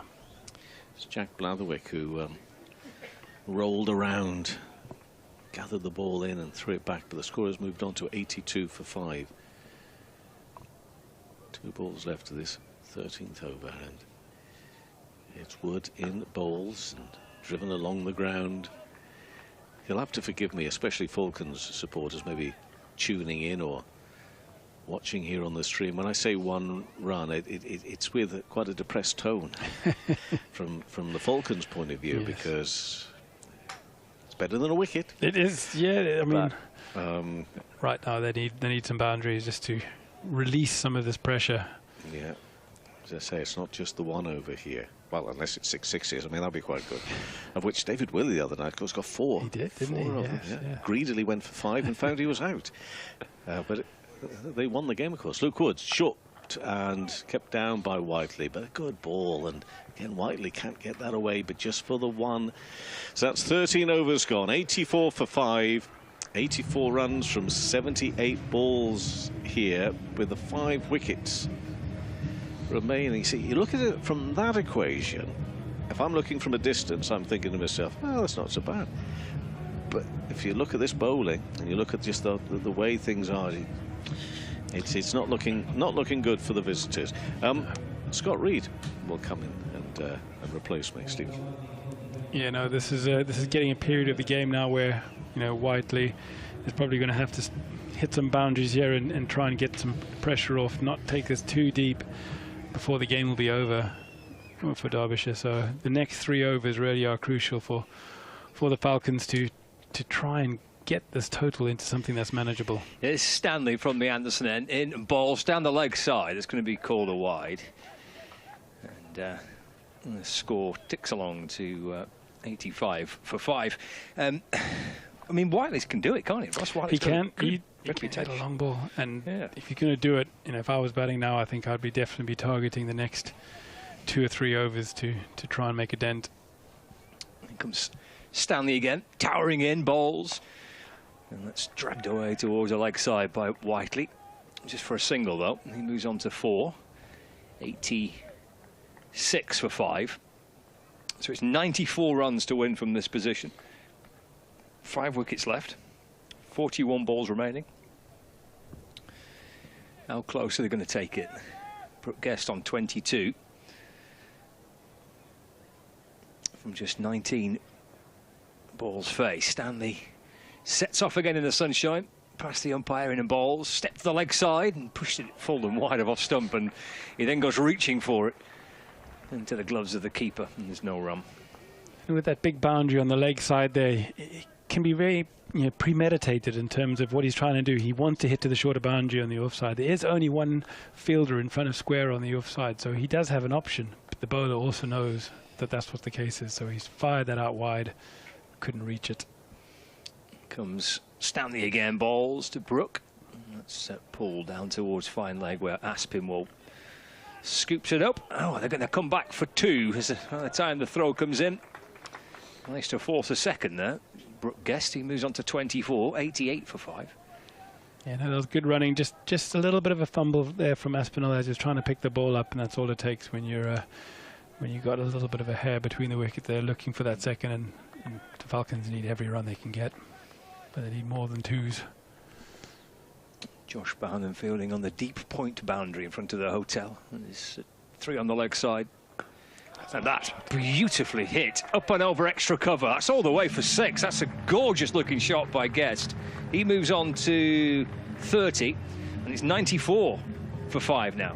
That was a lovely shot there. That was maybe in the slot. Didn't quite get it in the block hole as he wanted there. But that was a beautiful shot. Cleared his front leg and strong shot over long off. Went pretty flat. Quite a long way for 6. Very happy with that. Haven't had too many real clean strikes today, and that was definitely one of them. Up and over Luke Wood, who's inside the circle at mid-off. Here's Stanley. What's his response? Balls again. That's turned away to the leg side. And Stephen Croft is fielding just a single this time to Guest. He moves on to 31. So it's 95 for 5. Derbyshire Falcons target of 180 to win this T20 Blast fixture here, live from Emirates Old Trafford. We're across BBC Radio Lancashire, Lancs TV, and the BBC Sport website and app. Game number 3 of the group stage for both these 2 sides. Here's Stanley balls again. Down the pitch comes Whiteley, swing and a miss, and through it goes to Hurst. And that completes the over. 95 for 5. 16 overs left to get 85 more runs. What do you reckon here, Stephen? How close are they going to take this? Are we going to be in for an exciting finish, do we think? At the moment, I'm not betting on it. Doesn't feel like it. It doesn't feel like it. The batsmen all through this match have really struggled with their timing. No one's really looked fluid, really fluid. There's been a few little cameos here and there. But the problem for Derbyshire chasing a decent score is that they can't take it down to the end and risk trying to get a 25 run over in the last over. They need to try and break the back of it sooner, and it doesn't feel like they've got that momentum in them.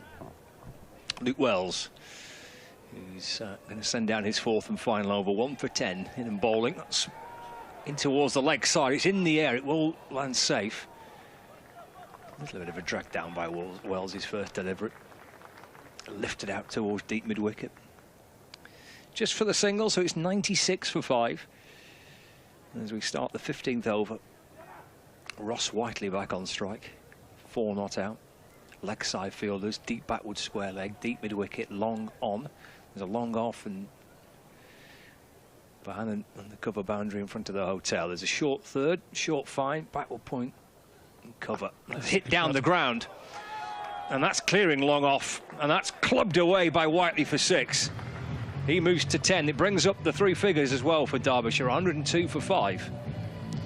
Yeah, it's a strong shot from the crease. Didn't use his feet at all, just strong base, big stride, and he can hit the ball a long way, can Whiteley. He moves on to 10. He's a dangerous player. Wells in, balls to Whiteley. Clipped away off the pads. They might want two. It's just trickling beyond the edge of the fielding circle, but Blatherwick's a big, strong lad. He's quickly up from the boundary. And it will just be 1 for Whiteley. He moves on to 11. So 8 so far off this 15th over, halfway through it. 103 for 5. Guest on 32 back on strike. Wells in. Ball swung away to the leg side. That'll be 6 more. That's heading towards the crowd. And Guest powers his way up towards 38, and it's 109 for 5. Much better cricket this from the Falcons. Good strong base there from Guest, and strong shot over wide mid-wicket. That was a decisive stroke, and you'll need another one, I would have thought. This could be an over where Derbyshire try to find their way back in towards it. It's off the back foot, just nudged away by Guest, just drops it to the leg side. I like that. When Lancashire were batting, we watched Tom Bruce get a 4 and then a 6 and then went for another one and was caught in the deep. Guest is just happy just to nudge it away and just take a single. Yeah, well, he's definitely, obviously trying to take this deep himself, and that was clearly a premeditated shot just to knock it for 1. In comes Wells. That's high. That's in the air. Blatherwick's chasing after it. He'll get under it, and he doesn't drop it. Whiteley goes. Wells picks up his second. 6 to fall. 110 for 6 now. Yeah, we're talking about, shot selection, and that just doesn't feel like a shot to take on from Whiteley there. Clearly wants to get another boundary, but to hit a spinner to an incredibly long boundary there, I mean, he's going to have to hit that 85 meters, into the breeze, to clear the boundary. Just very, very low percentage shot when you're chasing the game like this, whereas before he'd hit the one for 6 straight back over the spinner's head of Wells. That time, that was just a loose shot. So you can't really afford that when you're chasing a total like this. Whiteley goes for 11.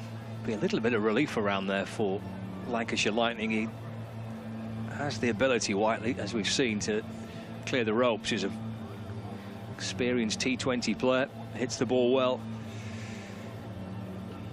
A relief for Luke Wells. 2 6s in that over, but he has the final say. Lancashire's leg spinner picking up the wicket of Ross Whiteley. So 110 for 6. We've got 5 overs left. That's 30 balls.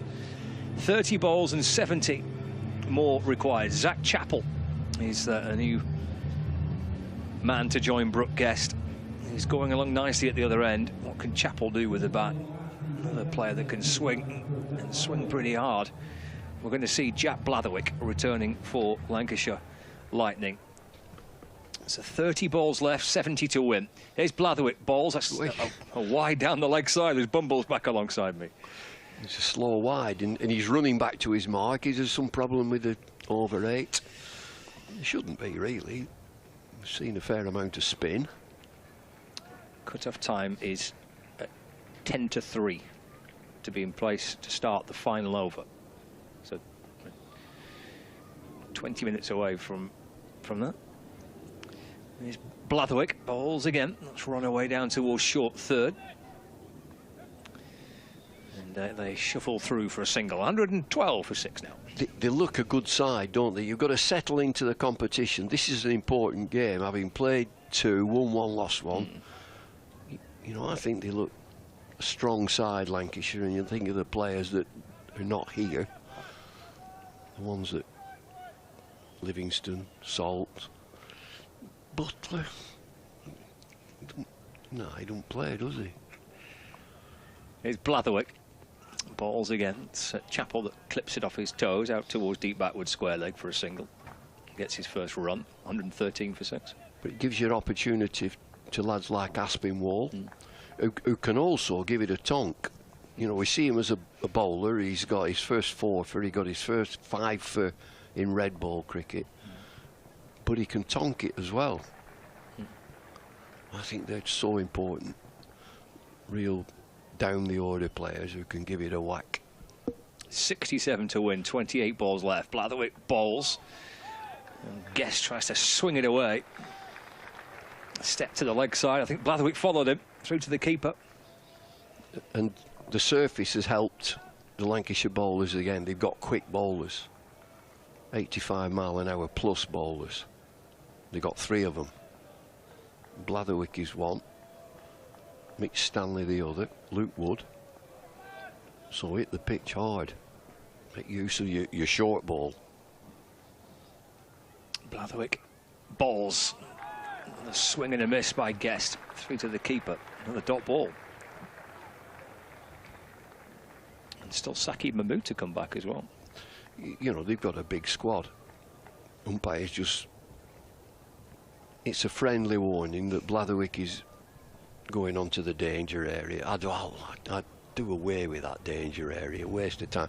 Batters run up and down the pitch. They nothing. Nothing happens till the bat. Don't get me going. 113 for 6, 2 balls left. It's Blatherwick balls, that's taken away off the hip down towards fine leg. Stanley Fields.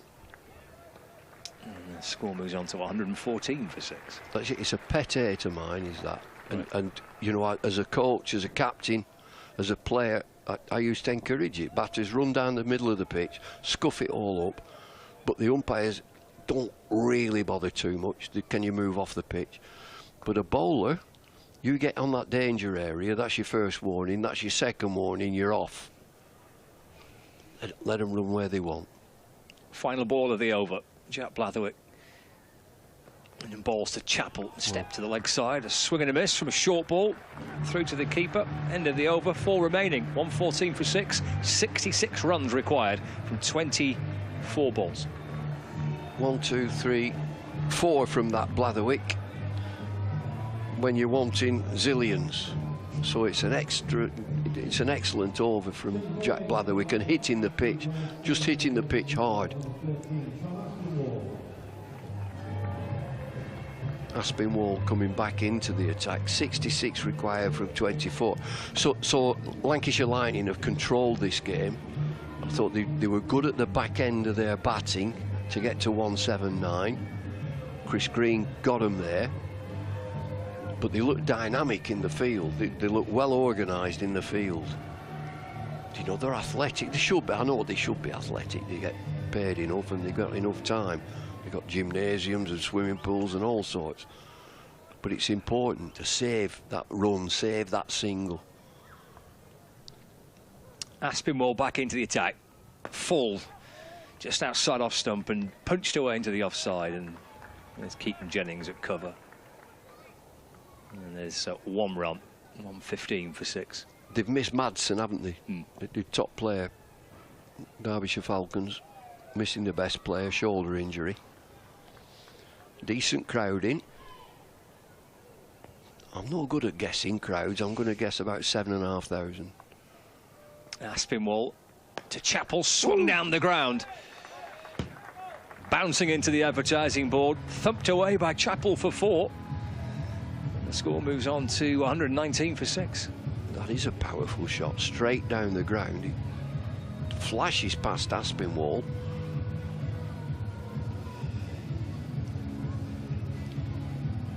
.61 needed, 22 balls left. Luke Wood, experienced T20 bowler, played in competitions all around the world.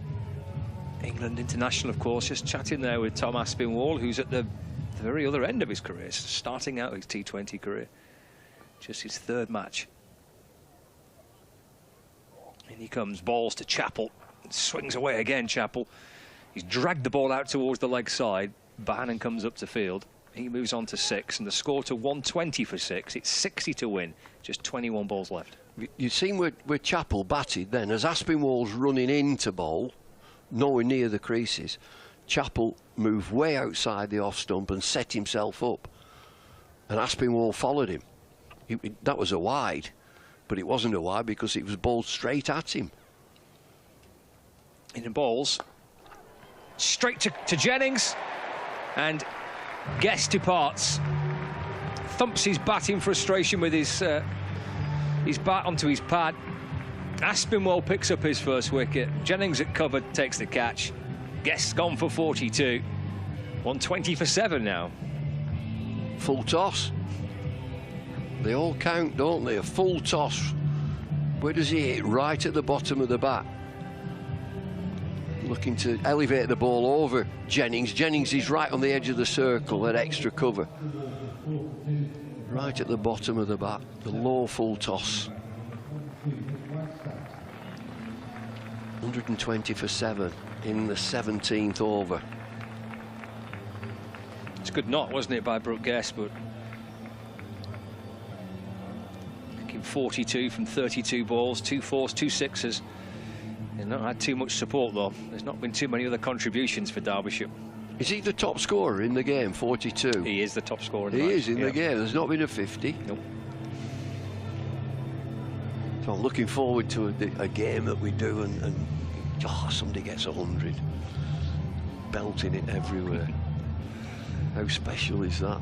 You get out there in a T20 match and you score 100. Wow.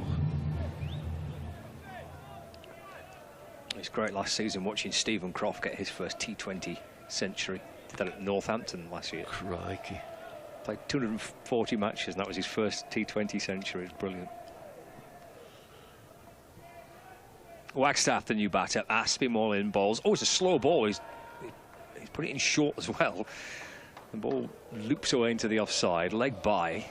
It's the signal by the umpire. Score moves on to 121 for 7. And the other thrill of the game is a fast bowler knocking a stump out of the ground. Blatherwick did it in this game. Middle stump. There's something about hitting middle stump. And it out of the ground. Somersaulting through the air. Final ball of the 17th over. Need 59 more. And again, Chappell, those big long arms of his, goes swinging away. The ball bounces out towards the leg side. Chappell keeps the strike as well. So he moves on to 7. It's 122 for 7. That's the end of the 17th over. So 18 balls remaining. 58 runs are required for Derbyshire. Lancashire Lightning in control here, Bumble. It looks to me as if Aspinwall is confident in bowling a Yorker. He's not a tall bowler, but he tends to get a Yorker in pretty well.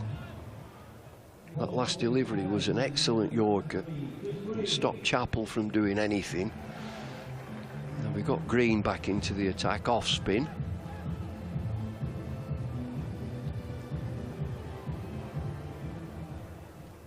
Yeah, 2 for 12 from 3 overs for Green.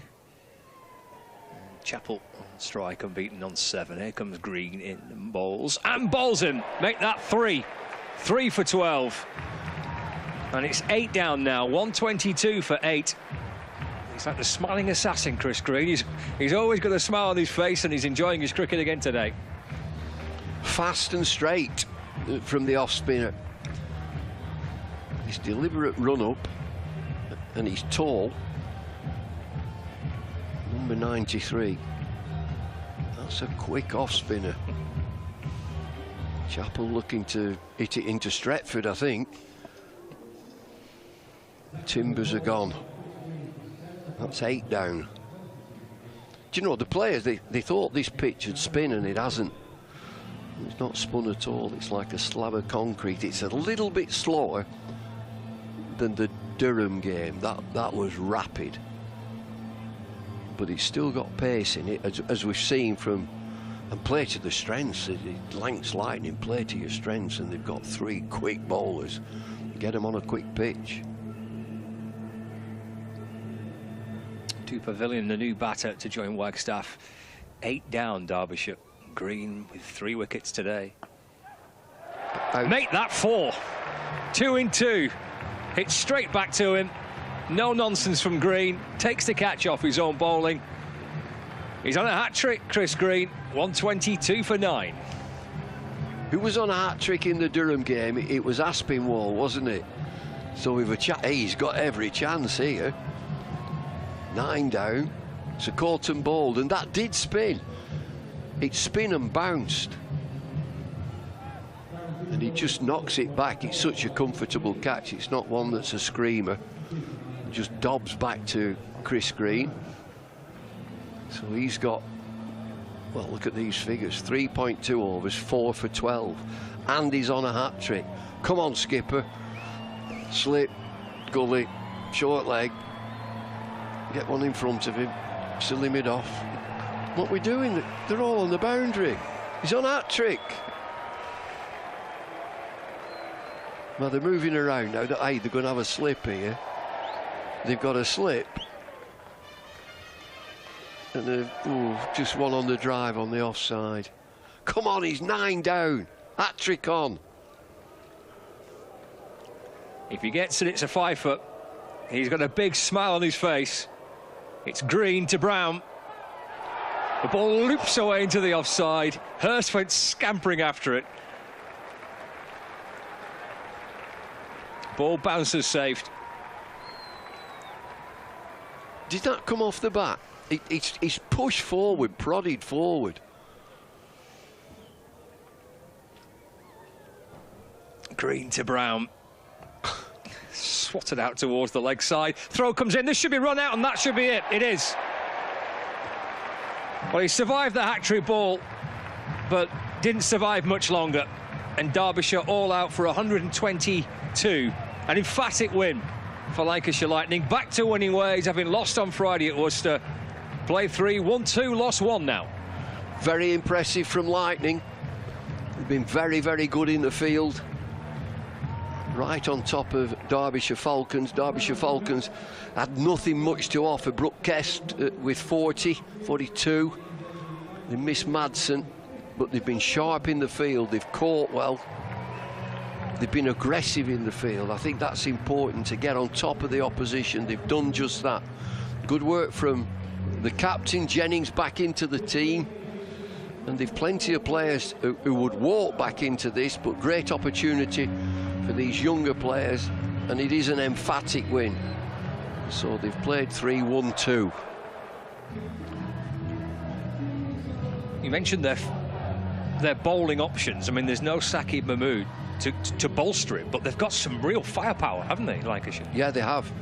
And if they get the pitch to bowl on, which they have in this pitch, pitches are like this. They're just this quick pitch is towards the new hotel, and I just wonder if that side are going to be quicker surfaces than the ones near Stretford going the other way. So the crowd, I think, have been well entertained. The home team have won. It's congratulations from the two teams down in front of us. Commiserations for Derbyshire Falcons, who really weren't in the game. And Chris Green finishes with 4 for 12 from 3.4 overs. Last wicket was a run out. So they can think, I think that Lancs can say, well, we're off and running here. Keep the momentum going. Bit of Sweet Caroline to finish, quite right. Are they singing in the crowd? I hope they are. Well, they're clapping in time to the music. I've been inclined.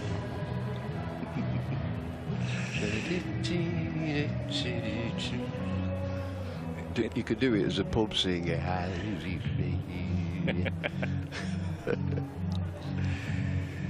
So 122 all out Derbyshire.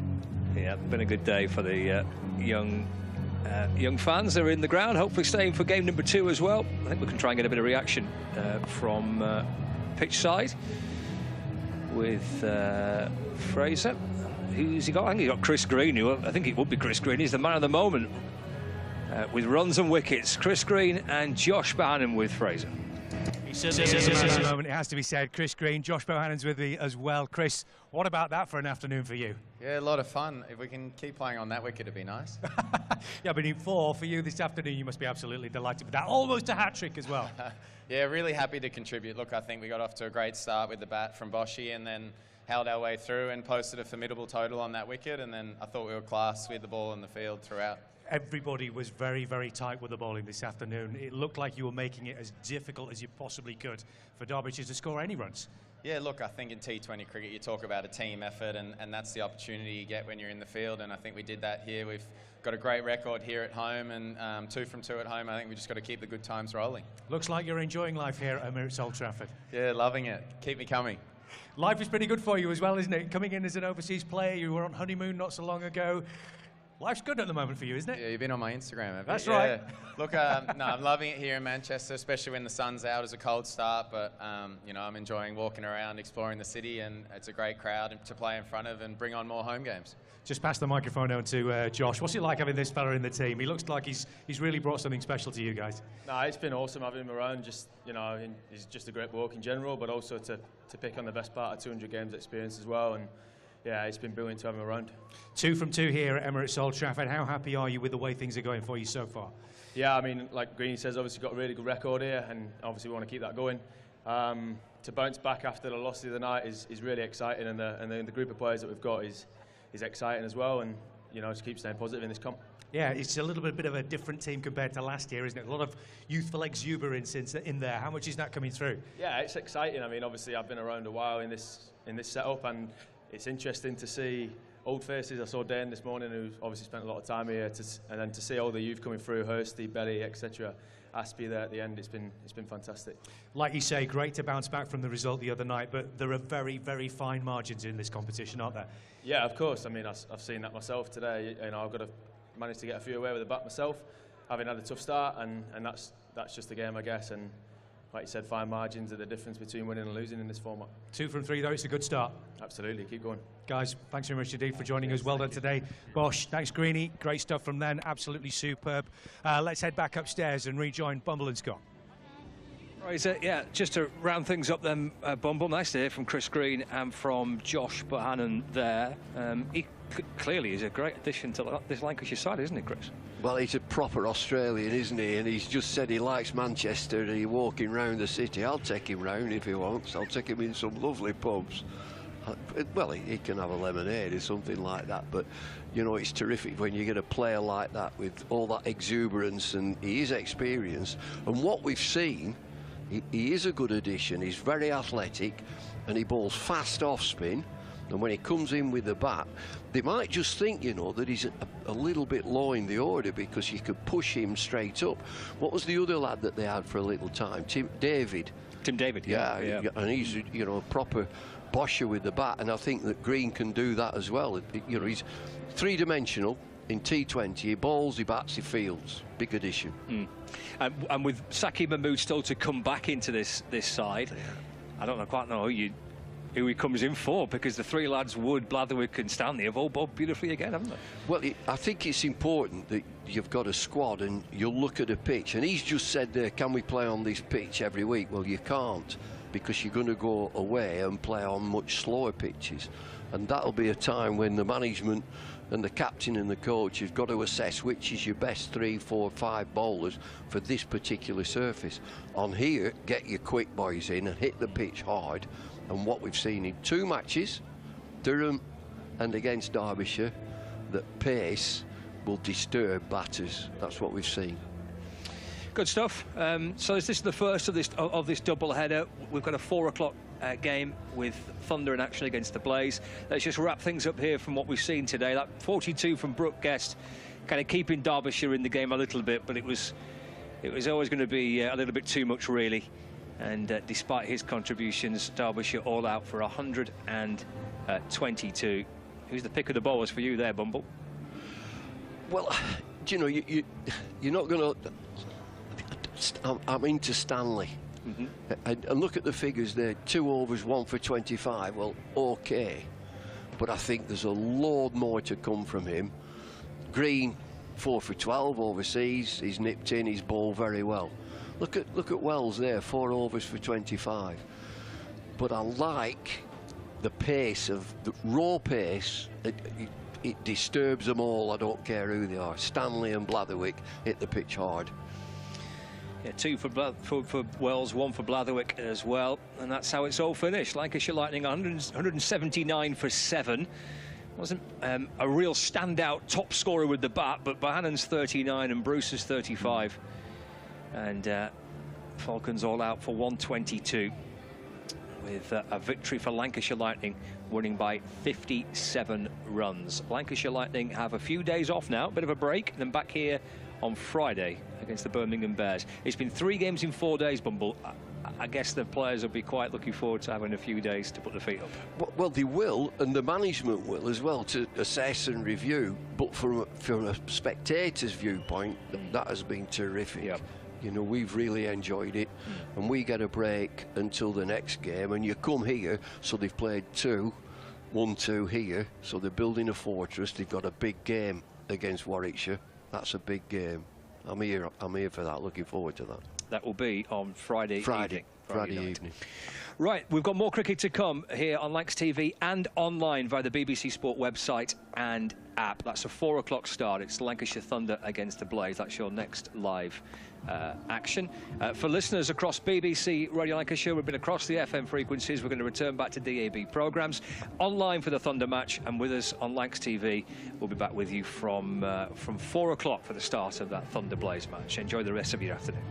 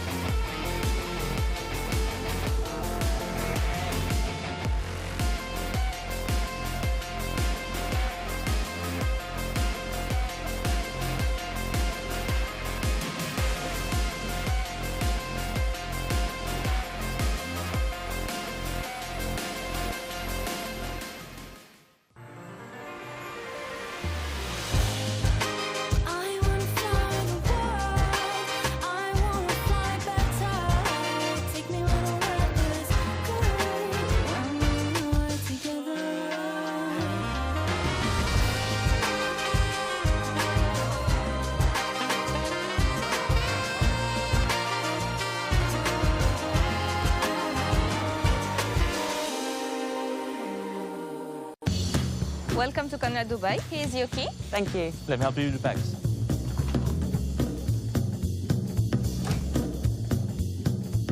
Nice room. How's that?